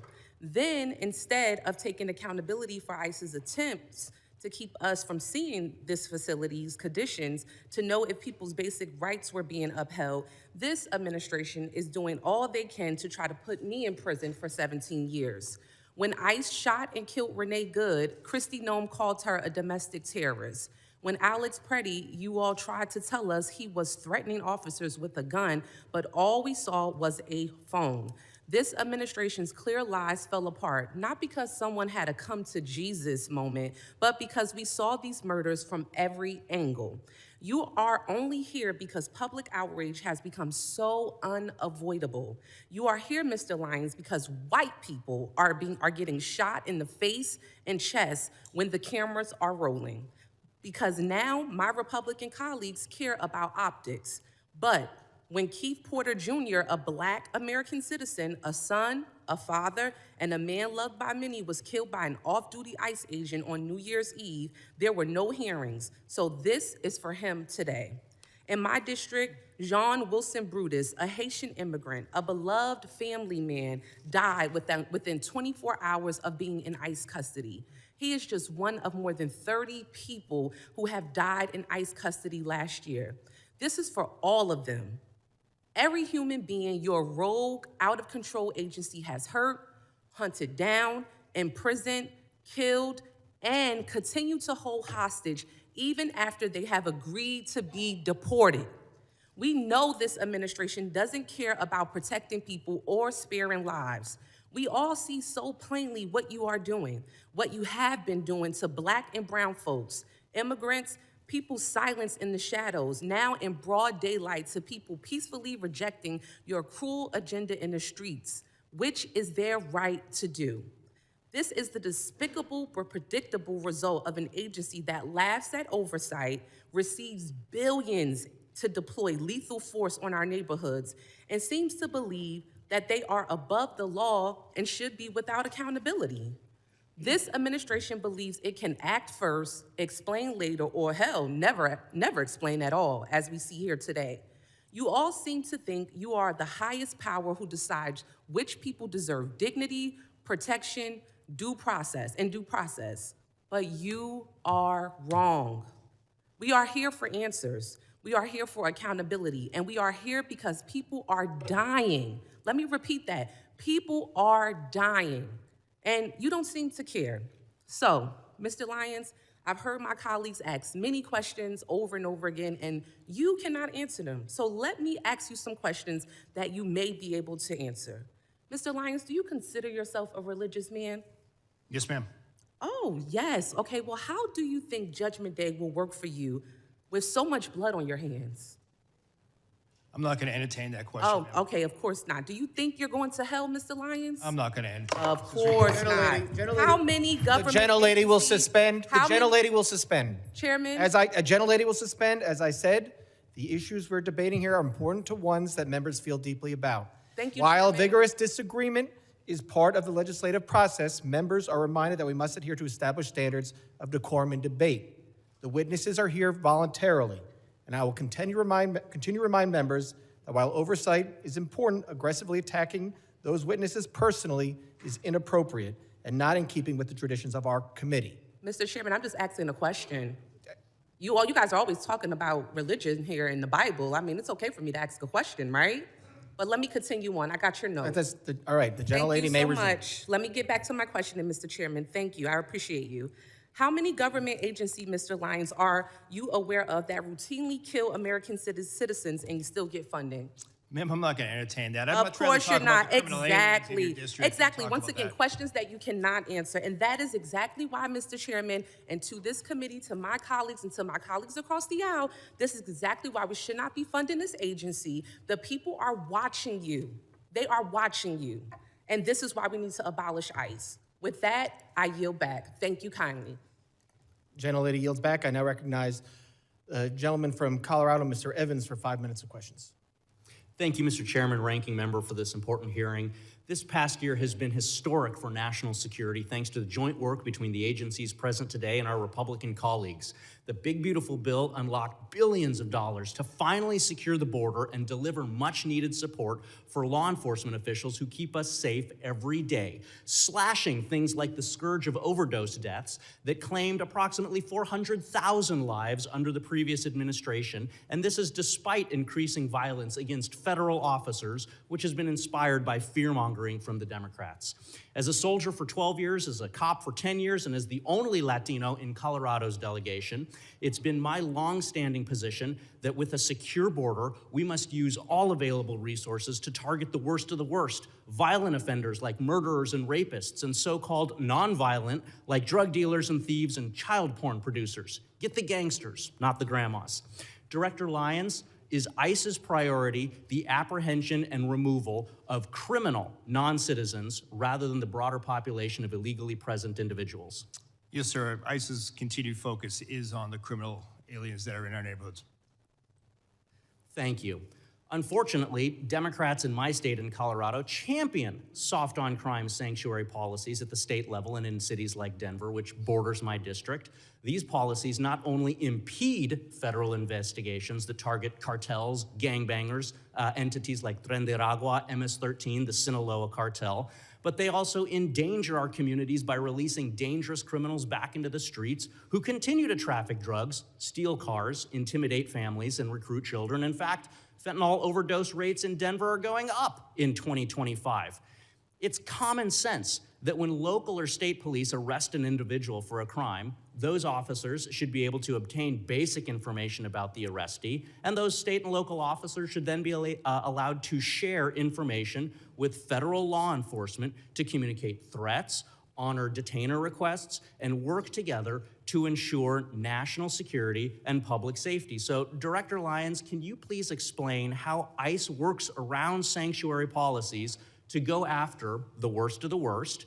And do these sanctuary policies that release criminals back into the community increase or decrease ICE's presence in the community and the temperature of the interactions that ICE has with the community? Sir, when we deal with sanctuary jurisdictions, we do have to have more law enforcement officers on the street. Like I said earlier in my testimony, we'd much rather have the chance to take a aggravated felon, repeat DUI offender into custody at a prison, local jail, or some type of lockup environment where it's safer for my officers and for not only the individual, but that community as well. And then given the opportunity to take that person into custody before that person can reoffend. Unfortunately, as a field office director, when I ran the Boston field office, we saw too many times that we placed a detainer on a sexual assault individual who just went out later after the detainer was dropped to rape again. And that is why we need cooperation at all levels, especially the local and state. Thank you. Director Lyons, my district, 40% Hispanic. It's full of successful business owners and strong immigrant families. Unfortunately, my colleagues across the aisle are fanning the flames of fear for their own political gain in my Hispanic communities, scaring people over events that haven't happened in my district. So I'd like for you for just a brief moment to speak directly to my constituents who are legally present in the U.S., not criminals, but who are fearful of being searched or detained via immigration efforts. Should they fear ICE? And what policies does ICE have to prevent the seizure of people with legal status? Sir, ICE officers and special agents are trained in the Immigration and Nationality Act. So anyone that is here legally or lawfully or a U.S. citizen should not be concerned about being deported or detained. Unfortunately, many times there are individuals that are with criminal illegal aliens. And sir, as you being a former law enforcement officer, you know, you arrive on a scene, you ID everyone in that case. If we're looking for an individual and someone is here present in the country legally, then we're going to take action. We're not going to turn a blind eye no more. But someone that's in the country lawfully should not feel scared to walk down the street, drive. Thank you. Sorry, I got 23 seconds left. I have one thing that I want to ask. As a cop, if I had an arrest warrant, there's a difference between arrest warrants and search warrants. If I had an arrest warrant for an individual and I thought they were in the house, or if I was assisting social services with a child removal, I still had to have an arrest warrant to go in the house. So I have many questions about the memo saying that you don't need a warrant to go into the house. Will you commit with me at a later date to discuss this? 100%, sir. I would look forward to sitting down and discussing that. Yield back. Gentleman yields back. I now recognize the gentlelady from Texas, Ms. Johnson, for 5 minutes of questions. Thank you, Mr. Chairman. I would like to, Mr. Lyons, I wanted to just follow up on a statement that you just made, which is that if you're here legally and lawfully, you should not worry. I think the problem is there are many, many immigrants that are here legally and lawfully that are very worried because they have been snatched off the streets. They have had their face beat in by ICE agents. They've been yanked out of their car. They've been driven around and harassed. And so that is, I think, at the end of the day, the key nut of the crux here, which is that, unfortunately, there is not just this focus on criminals and that people who are here in legal status. And for example, I have an example of this that I'd like to highlight for you. Back in October, Maher Tarabishi, a North Texas resident who was allowed to be in this country legally and was under a supervision order to check in on an annual basis since 2008, and did that because he had an adult disabled son. And so he was here working as an IT consultant and was here in the legal process to take care of his adult legal son. He went to check into his appointment. It so happened to be at the time that the Dallas ICE office was closed due to the shooting. And so he was not able to check in. When he went back to check in, he was immediately snatched up and detained because he missed his appointment. That was unavoidable because the office was closed. He told everyone he was in legal status. He had been here since 2008. And he had an adult disabled son that would likely pass away if he was not released. He was not released. His son died. And then to complicate it, he was not allowed to go and attend the funeral. And he's still in detention in the Bluebonnet facility in Texas. He is not a criminal. He has no criminal history. He was here legally. That is an unacceptable outcome. And I would like to know if you are willing to review his case and help us get his release, because he should not be in the Bluebonnet detention facility under these facts. Yes, ma'am. I'm committed to reviewing that case for you. I appreciate that. The other issue that I am really very concerned about is these warrantless entries into people's homes. It is a problem that is of epic proportion. There was just recently, yesterday, circulation, a Latino family, ICE just broke into their home without a warrant. And there was an example where they arrested a man in his pajamas who had every right to be here as a U.S. citizen, but wrongfully snatched out in the freezing cold without a warrant to do so. The problem that we're having, nobody wants to see attacks on ICE agents, sir. But this is something I have brought up in this committee time and time again, which is, unfortunately, under your leadership and under Secretary Noem's leadership, this rogue brutality that ICE agents are inflicting upon the people of this country is not being reined in. It's not being, the agents who are abusing their power are not being held accountable. I'm sure that there are many, many fine agents who are doing everything they can to exercise their duty lawfully. But the problem is there are agents who are not.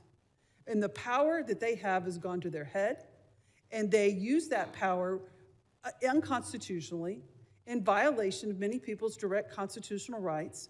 And what you're seeing in this country is the fact that your agency, it's not stopping. And rather than saying, yes, we're going to take steps to keep these people who are abusing their power and who are terrorizing citizens of this country wrongfully, that we're going to hold them accountable, rather than well, that's what we want to see. You're doubling down on that we're only going after criminals, which is in your own comments. You said that you had 397, I think that's right, 379,000 arrests, but only 8,700 of them were suspected gang members or known suspected terrorists. That's 2%. And the problem is we can't terrorize 98% of the people in this country that have been wrongfully detained for 2%. That's not how the system works, and that is not okay. And so we have to do a better job. And so what procedures are you putting in place to hold agents accountable who clearly have a hot trigger and who clearly abuse their authority because someone has a phone and a whistle? Ma'am, ICE does have the Office of Professional Responsibility. It's a robust internal investigation agency that does investigate allegations of special agent or deportation officer misconduct. And we do take everyone seriously, and we do investigate those. Well, those are not being publicly reported. And so that's where there's a huge breach of the public trust, because there does not appear to be any accountability, sir. Thank you, and I'll yield back. Gentlelady yields back. I now recognize the gentleman from Pennsylvania, Mr. McKenzie, for 5 minutes of questions. Thank you, Mr. Chairman, and I appreciate all of our testifiers being here today. Before I begin, I would like to thank all of our members of law enforcement across the country who work every day to keep our communities safe, and also to their families that sacrifice. We know that it's a challenging job, and the environment is made particularly challenging by those who want to oppose our law enforcement from carrying out their lawful duties to keep everybody in our country and our communities safe. As was discussed earlier, there are a couple areas, though, where I think it's appropriate to discuss potential reforms and the way that we can improve our government operations. DHS guidance indicates that ICE does not arrest or detain U.S. citizens. On the other hand, social media is full of reports and accusations that this is occurring. As you know, any accusation that an American citizen's rights are violated is very serious. Can you clarify, Mr. Lyons, whether this is something that it occurs, and what are the circumstances where a U.S. citizen might be detained, and what steps does ICE take to prevent mistakes? Yes, sir. I appreciate the question. Well, unfortunately, there's a misnomer that ICE is just a civil enforcement agency, and that's completely wrong. ICE enforces over 400 criminal statutes as well. Special agents, especially with the Homeland Security investigations, They're consistently out there doing human trafficking cases, drug cases, terrorism cases, and we do encounter U.S. citizens, and those who do commit federal crimes are arrested. But under Title VIII, no U.S. citizen is subject to civil immigration enforcement, and that just doesn't happen. There are multiple safeguards in that way, and if a U.S. citizen is detained in the course of an immigration investigation, they're quickly released. We don't take action on American citizens. If it does occur where a U.S. citizen is detained during the course of another investigation, how is that documented and conveyed to the public about the fact that this did occur and what the circumstances around that were? So, sir, if you say it's a separate investigation, if it comes to a criminal case, obviously a lot of those are under seal or ongoing investigations. We won't expose that. But we're transparent in the case when it comes to any U.S. citizens that's detained in any law enforcement operations that's subsequently arrested. I appreciate that. I think greater transparency could be beneficial for both the American public and everybody involved here if we clearly articulate what occurred in many of these instances. I've seen it myself when I'm looking into local issues in our community. There are oftentimes two sides to the story, and when it is actually conveyed what did occur and why it occurred, there's a greater understanding in our local community of the law enforcement activities that occurred. The second thing I would like to hit on is jurisdictions, which are sometimes referred to sanctuary cities. Not a clear definition, as we all know, but local authorities in our community. We have Northampton County, which does not honor ICE detainer requests for 48 hours and properly convey to ICE and law enforcement about the release of that individual, when that may occur, or even during that detainer period, allow ICE to come onto their property to make an arrest in a secure facility. Obviously, that leaves our community in a vulnerable position. In our case, members of Tren de Aragua, domestic abusers, have been released onto the street, and ICE had to stake out that location, making the arrests in an unsecure way out in the local community. From your perspective, how does this dynamic affect public safety and day-to-day operations, and where or how can we change and improve the coordination between ICE and state and local partners? Thank you, sir, again. And what I would say is just very basic communication would go a long way for public safety. You know, ICE respects and abides by state and municipality laws, where sometimes you can't hold for any reasons. But a simple phone call to let us know that that individual is going to be released, or if that individual is released, sharing that biographical data with us will go a long way. Because the last thing we want is a criminal illegal alien to go back into the community, and more often than not, they prey upon other migrants who are coming here for a better life, yet that they can hide in plain sight because these sanctuary jurisdictions won't just pick up a phone, notify ICE that they're being re-released. Well, I appreciate that. I think we want full cooperation between our local law enforcement and federal agents when they are trying to do their job. If somebody is on a detainer, they should be allowed onto that property, given the ability within that detainer window to make a lawful arrest. I think it would go a long way to keeping our community safe. I would like to thank all of you again for being here. The fact that you are here and present for this kind of testimony, I think, brings greater accountability and increases the ability for us to make reforms in Congress. Thank you again. Gentleman yields back. I now recognize the gentlelady from New Jersey, Ms. Poe, for 5 minutes of questions. Thank you, Mr. Chairman, and to our ranking member, Thompson.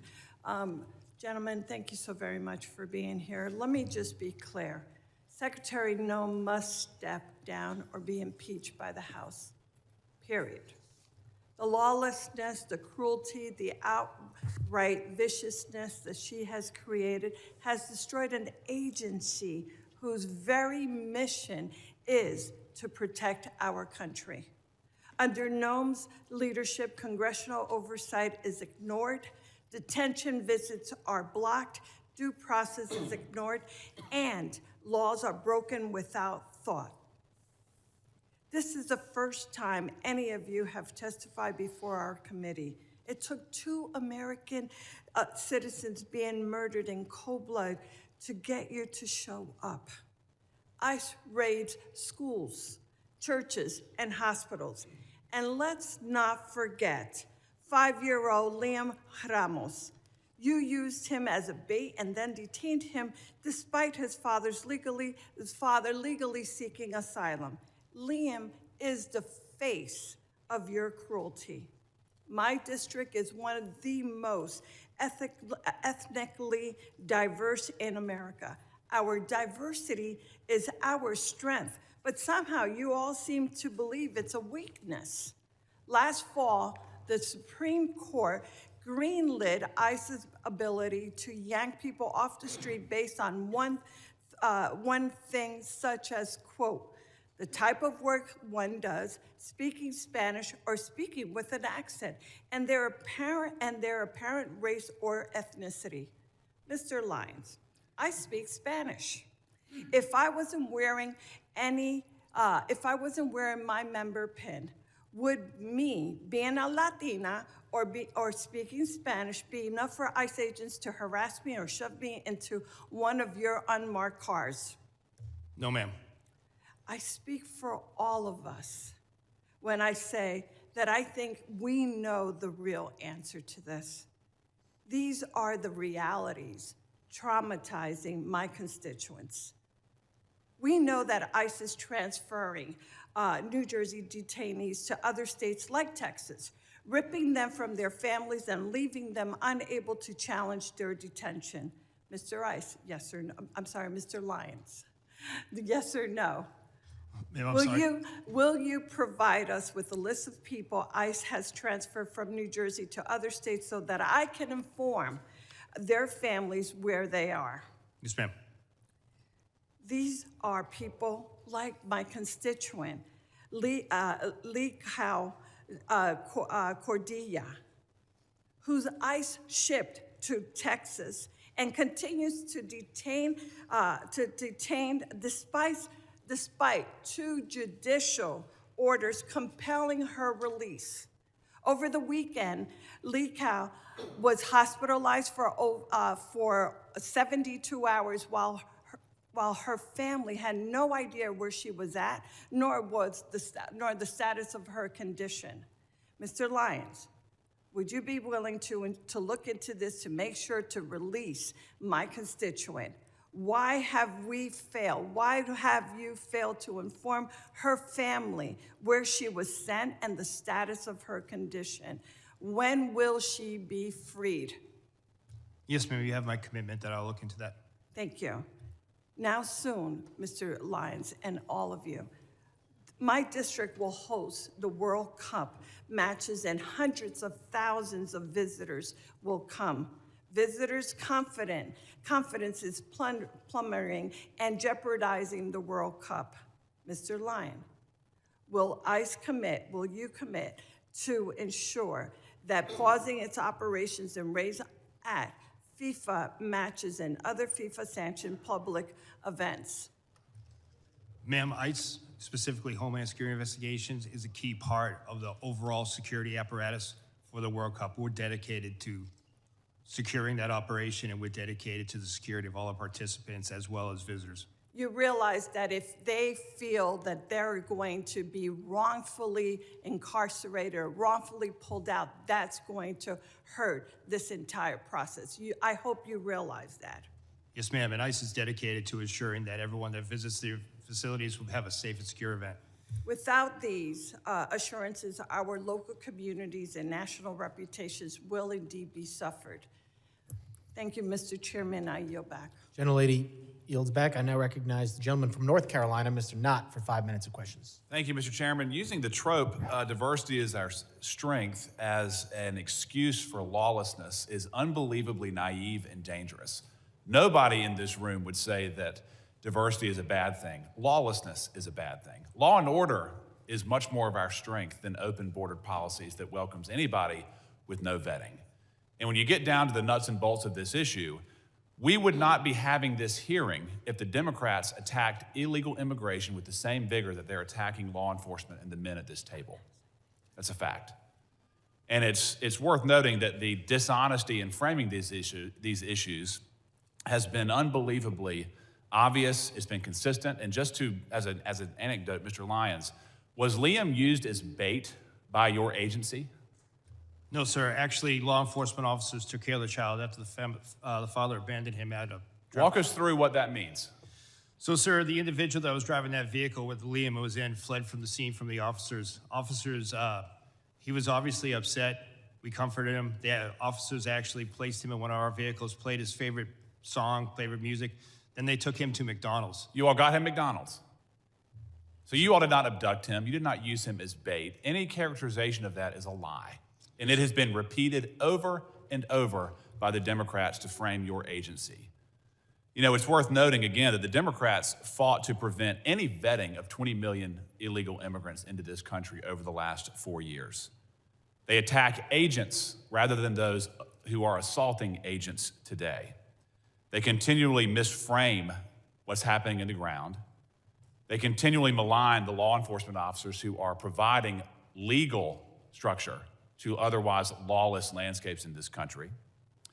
And it's worth noting that there have been roughly 2 million people in the country who have been removed in the last year, some voluntarily, and then some by forced deportations.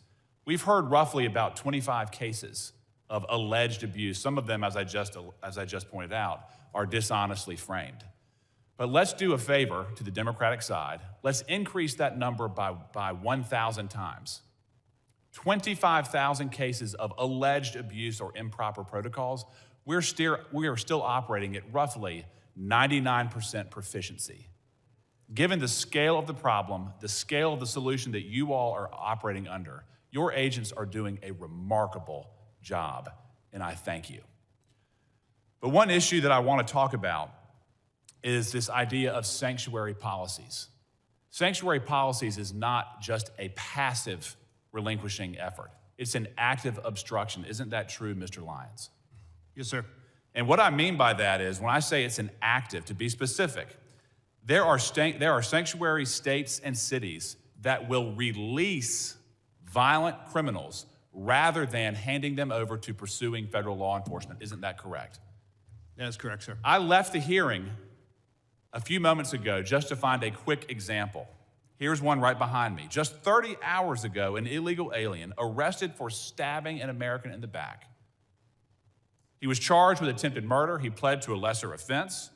The feds wanted him, sought a detainer, and then rather than hold him for your agent's pickup, he was released back into the streets of Maryland. That is not an unusual action from local hostile law enforcement, is it, Mr. Lyons?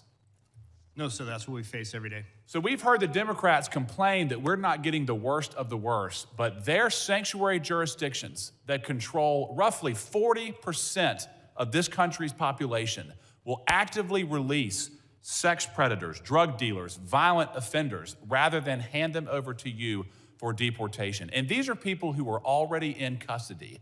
Am I correct, Mr. Lyons? Yes, sir. The individuals were already deemed a public safety threat by local or state law enforcement. And then when they get a federal detainer, they will release them on the street rather than turn them over for deportation. Yes, sir. It's disgusting. Mr. Scott, I want to talk to you briefly. I'm running out of time. How many cities does your agency operate in? We operate nationwide. Why is it that there is so much tension in Minneapolis, St. Paul right now? Because paid agitators are actively trying to stop law enforcement action. Without that, you wouldn't even have any idea most of these arrests were taking place. In many parts of the country, local law enforcement assists your efforts to bring legal structure to these lawless areas. Isn't that correct? That's correct. And when order is maintained, you can do your job peacefully, correct? Correct. And all we've ever asked is for law enforcement to do their job, not necessarily. In Minneapolis, St. Paul, local law enforcement in some cases have been prohibited from maintaining order so you can do your job. Isn't that correct? Correct. Gentleman's time is I yield expired. back. Thank you. I now recognize a gentleman from Virginia, Mr. Walkinshaw, for 5 minutes. Thank you, Mr. Chairman. Director Lyons, your opening statement referenced the importance of protecting children, and I'm glad to hear your commitment to that. I want to focus on one of President Trump's mass deportation policies that the experts say harms children: child detention. In this administration, under your watch, ICE has booked nearly 4,000 children, and 1,000 of them have been held longer than the court-ordered 20-day limit. Recently, ProPublica obtained handwritten letters and drawings from children detained by ICE. These are letters from children describing what it feels like and what it does to them when the government locks them up. This is Ariana, She's 14 years old, detained for 45 days. Since I got to this center, all I feel is sadness and mostly depression. This is Mia, 7 years old. I don't want to be in this place. I want to go to my school. This is Scarlett, 17 years old. I feel very bored and overwhelmed because I am locked up. This is Gabby, 14 years old. I feel so much sadness and depression of not being able to leave. This is Maria, 9 years old. Me and Dilly am not happy. Please get me out of here. This is a 12-year-old going to the doctor, and the only thing they tell me is drink more water. The water here is what makes people sick. And this one got me, Mr. Lyons, because this is a 5-year-old, Luis Annie. My son's 5. He can't write many words, but he can communicate through drawings like this. This is a picture of Luis Annie's family. And you might be able to see that none of the faces are smiling. Child detention is not required by law. You know that. It's not the only option available, and it's not effective. We know that community-based alternatives can ensure compliance with proceedings without traumatizing these children. Yet, you continue to detain and hold children for weeks or months, depriving them of school, stability, leaving them afraid, sick, and confused. And one of the key reasons for your mass detention, including the detention of Liam and his father, is to pressure people to give up their legal opportunities and pathways to remaining in the United States. Liam's father was following the rules, following the legal process with a valid claim. Let me be clear. No child, not Liam Ramos, not Gabby, or any of these children should be used as pawns in Stephen Miller's sick and twisted Great Replacement agenda. Mr. Lyons, in 2025, the British Journal of Psychiatry analyzed all of the data on the impact of immigration detention on children's health. Have you read that study and analysis? No, sir, I haven't. You're the director of you are not familiar with that literature. No, sir. You could tell me, I'm sure, chapter and verse on the tactics and the equipment that your agents use, military-style equipment across the country in American cities, but you don't know anything about the literature of the impacts of your policies on children. You haven't read it. No, sir. The Flores Agreement, I'm sure you know that, sets a 20-day limit on detaining children. You and the Trump administration are trying to terminate that agreement. How long would you like to hold children? 20 days, 40 days, 60 days, 100 days? What's the right number, Mr. Lyons? Sir, we wouldn't like to hold any children. We would like to remove that family unit together safely and humanely and as quickly as possible. Thank you. Since you haven't read the literature, let me tell you what it says. Detention harms children. No period. No period. Not 20, 40, 75 days that you're holding children can be deemed safe. All detention of children has adverse impacts and is profoundly detrimental. Your policies are profoundly detrimental to children. I yield back. Gentleman yields back. I now recognize the gentleman from California, Mr. Fong, for 5 minutes of questions. Thank you, Mr. Chairman. Thank you all for those who are here testifying. I want to thank you to you and your teams and your personnel for what you do. Commissioner Scott, you mentioned in your testimony, national security cannot exist without effective border security. Couldn't agree more. Everyone on your teams are doing tremendous work under difficult conditions, and I want to thank you all. I do want to ask and dive in a little deeper as a Californian on the dangers and the consequences of these sanctuary policies. Director Lyons, I was in the state legislature in 2017 when sanctuary state policies were put in California. I opposed SB 54 because at the time, and everything has proven to be true, it was outlined that the impact on ICE and Border Patrol agents was that there would be reduced information and access, agents would be conducting higher risk enforcement operations, and that there would be operational constraints when it comes to limiting cooperation between state and local law enforcement. I wanted to get your perspective, Director Lyons, and I'll go to you, Commissioner Scott, as well. Can you give specifics on how these sanctuary state policies impact your operations in real time compared to non-sanctuary operations? Well, sir, for ICE, what I would I'll refer back to what we talked about earlier in my testimony, the fact that when state or local or county agencies don't cooperate with Immigration and Customs Enforcement, it forces us to go back out to the community, which we don't want to do. It also increases the number of assets we have to put towards that arrest. Like I said earlier, I would much rather send 1 or 2 agents or officers to make that arrest in a safe, secure location rather than being out in the street. It's safer for everyone involved. And before I go to you, Commissioner Scott, and answer, I just want to let everyone know, in California, and I think it was just reported a couple of days ago, there were currently 33,179 illegal aliens in the custody of California jurisdictions with active detainers.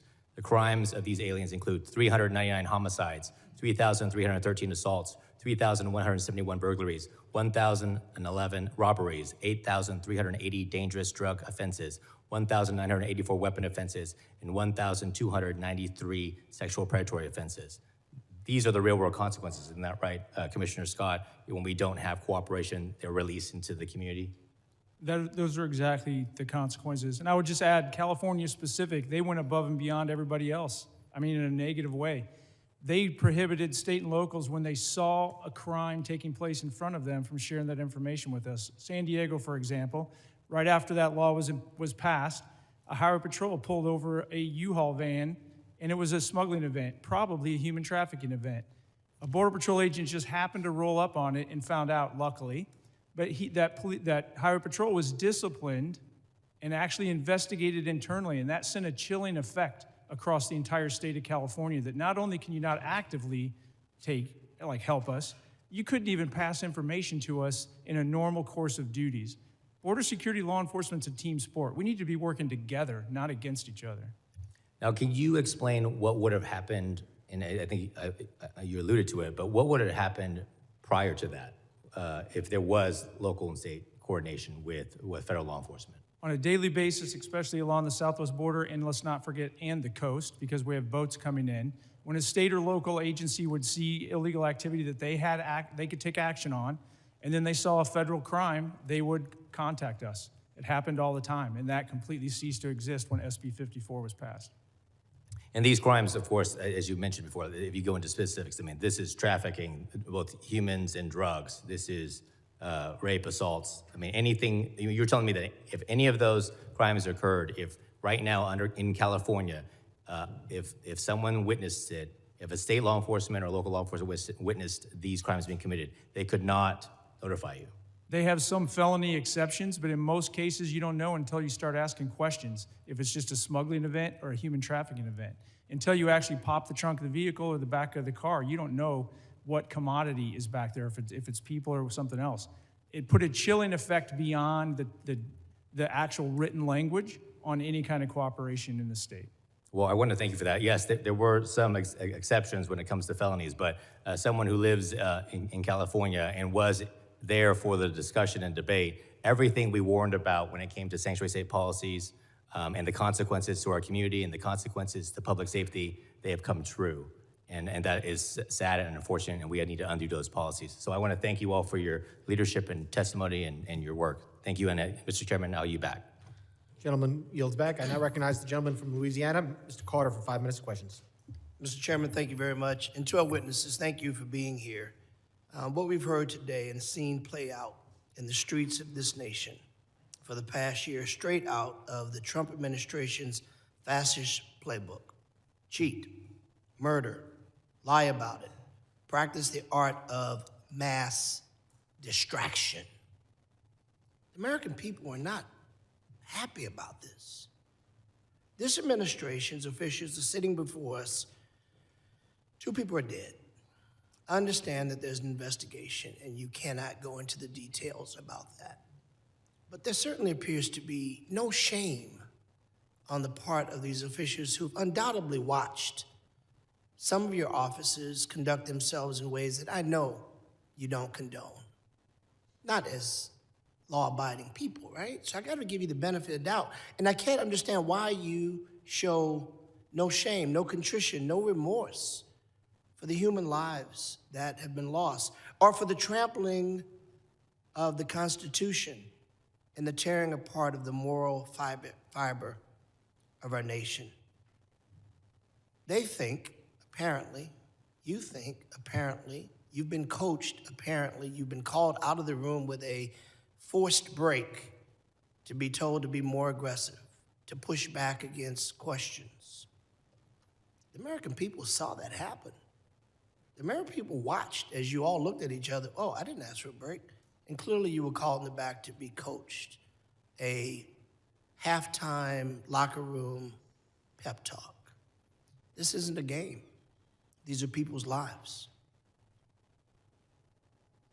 We should all be, you should be, your officers should be held accountable that no one is above the law.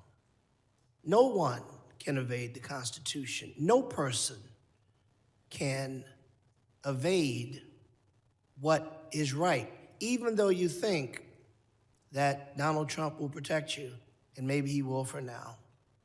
But there will be a time that you have to answer these questions. And while you have worked on many administrations, and it's been asked, you worked on different administrations, what's different? I'll tell you what's different. The approach of how you conduct it, your search and seizure.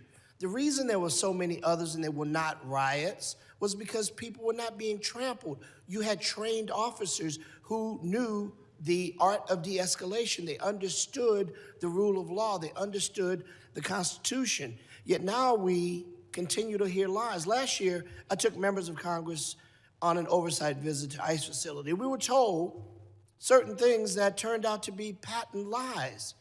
They told us things that we witnessed within moments of being there to not be true, yet we continue to hear you and some of my colleagues suggest, don't believe your eyes, don't believe your ears, just trust us.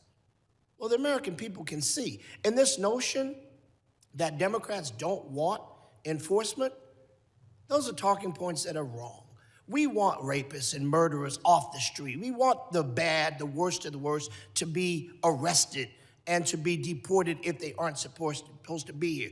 What we don't want is citizens running down the street being chased by ICE agents, people being shot on the streets by rogue officers who are in fact American citizens. What we don't want is to see people like Ms. Good or Mr. Pretty simply doing what we often say, if you see something, say something.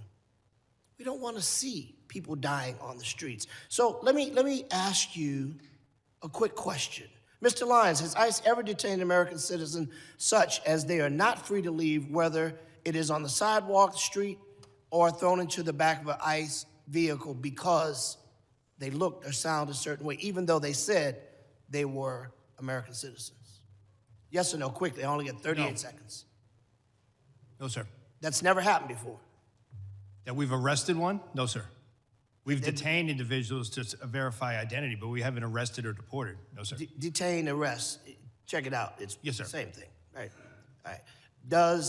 What does an undocumented person look like or sound like? Does it look like Mr. Garbarino? Does it look like me? Could look like anyone, sir. Okay, well, how are you training your people? Because you've said and others have said, if they sound a certain way, they look a certain way, we're going to stop them. That was quoted by your people. What do you say to that? Sir, what I say is that ICE does criminal targeted enforcement based on intelligence, and we don't use the color of skin or accents for that. So the person who said that was wrong? Yes, We'll let the gentleman get that answer in writing. His time has expired. We will now recognize the gentleman from Tennessee, Mr. Van Epps, for 5 minutes of questions. Thank you, Mr. Chairman, for holding this hearing and to our witnesses for testifying today. I want to commend the job the Trump administration and you gentlemen are doing to secure the border, enforce federal immigration laws, and keep dangerous criminals off our streets. Under President Biden, we saw unprecedented levels of illegal immigration, and many of those who came across the border were connected to transnational criminal organizations and have continued to commit crimes while in the United States. Despite doing everything they could to secure our borders, our brave CBP officers and Border Patrol agents were undermined at every turn by the Biden-Harris administration. Yet under President Trump, CBP, Border Patrol, and ICE have been empowered to do their job and fulfill their mission. As a representative from Tennessee, I can't help but compare operations in Minneapolis to those in Memphis. Federal law enforcement operations in Memphis have been successful by every standard and metric, with Memphis State Task Force arresting over 6,000 people. And while immigration enforcement isn't a stated goal of this task force, there is no question that it is also taking place. The successful operations are due in large part to the outstanding leadership of Governor Lee, who has worked closely with federal partners. Over the last year, the Trump administration has arrested numerous gang members, pedophiles, and drug traffickers in Memphis, with little fanfare or interference from activists. As a result of this cooperation, murders in Memphis are down by 47% since President Trump took office, and overall violent crime is down by 30%. In May of last year, ICE enforcement and removal operations worked with Tennessee Highway Patrol and DHS components to successfully arrest 196 criminal illegal aliens across the greater Nashville area. I am grateful for the role the members of the Tennessee Highway Patrol played in that operation, and their cooperation has made my district significantly safer. Since then, over 56 partnering agencies are working together alongside ICE to keep Tennesseans safe. ICE has carefully highlighted the worst of the worst criminal aliens it has arrested. Today, I will be entering into the record nearly 120 illegal aliens that have been arrested in Nashville, with rap sheets ranging from identity theft to drug smuggling, larceny to arson, and robbery to rape. Federal agents are executing their mission to defend American citizens and protect our communities. The major challenge we've seen in Minneapolis and similar cities are directly caused by sanctuary city policies and the refusal of local leaders to enforce the law, preventing local law enforcement from working with ICE. This leaves ICE and others unsupported, having to manage protesters and domestic friction in addition to their actual mission of enforcing immigration law.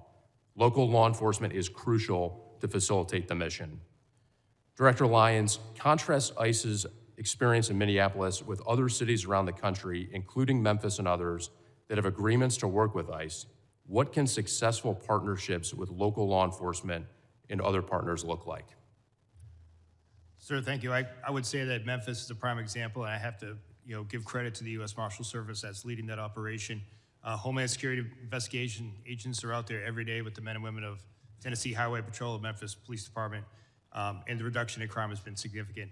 But if you look across the country, almost in every state, we do have cooperative jurisdictions.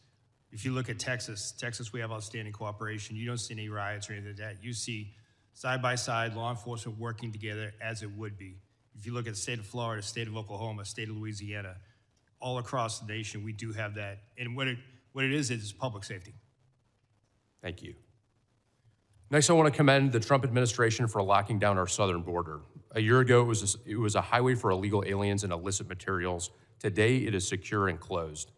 Commissioner Scott, as Congress and the Trump administration enabled DHS to secure the southern border, how are cartels and other criminal organizations adapting to effective border enforcement?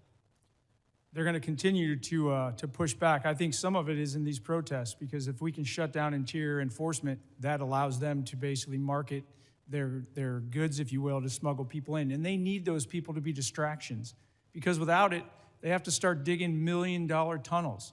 Without it, they have to spend a bunch of money on drones, which we're countering. Without it, they have to go out into the ocean where they stick out like a sore thumb, and we're increasing our radars on the West Coast and increasing our air coverage. Basically, it affects their bottom line, and it makes it harder and harder for them to bring their poison and anybody that wants to threaten this country that's willing to pay them here. Thank you. Mr. Chairman, I move to submit for the record a list of DHS worst of the worst in Tennessee, 3 quotes from Tennessee's 7 sheriffs supporting ICE, and 5 news articles germane to the hearing in Tennessee. Mr. I yield back. Without objection. Gentleman yields back. I now recognize the gentleman from Texas, Mr. Green, for 5 minutes of questions. Thank you, Mr. Sorry, Mr. Chairman. Can you hear me now? Is it? The microphone right there. Well, will you give me a moment to get a bit closer, please? Thank you, Mr. Chairman, and I say it sincerely. I believe this is a most valuable hearing, and I'm honored that the ranking member would be here with us to accommodate us, as is the case with you. Mr. Lyons, is it true that you have a criminal justice degree, a bachelor's degree in criminal justice? Yes, sir, it is. Is it also true that you have a master's degree in criminal justice leadership? Yes, I do. And would you, as a professional with 2 degrees in criminal justice, indicate to us that if an officer commits murder, that officer should be prosecuted? Sir, any law enforcement misconduct needs to be investigated and prosecuted. Investigated and prosecuted. And have you seen the widely published video of the killing of Mr. Alex Preddy? Yes, sir. And sir, my assumption is that if I ask you whether this was an injustice, you would say you cannot comment because of an ongoing investigation. Is that a fair statement? Yes, sir. And what is the rationale for not responding to an ongoing investigation? Sir, I don't want to impede or I don't want you to. prejudice the investigation. No, not this one. Oh. Any, as in your profession now, but any investigation. What's the rationale? Not this one, any. Same for any investigation, sir. I don't want to.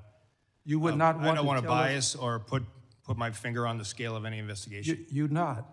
What's the rationale for your not testifying about it is my question. I don't understand your question, sir. What does the law say? What is the rationale? What harm would it do if you testified? Because I don't have the full facts of the case yet, sir. Exactly, that's what I expected you to say. You don't have the full facts. Thank you. And I assume you would agree with this, Mr. Scott, is this true? Yes, sir. And Mr. Edlow, you would agree? I assume so. I'm not a professional in law enforcement. Well, but you're a attorney. professional person with a degree of intellect such that you can comment on whether or not. Well, I it certainly cause would harm. not comment on any. Not a specific case. We're talking about now any case. Would you agree that it would cause harm for you to testify before there's an investigation? Certainly without having all the facts. All right, surely you would agree. Which brings us to Secretary Nome. Secretary Nome accused Mr. Preddy of brandishing a firearm while wishing to inflict harm on the officers. Secretary Nome. Same rules that apply to you apply to Secretary Nome. Accused this gentleman, Mr. Preddy, of brandishing a firearm.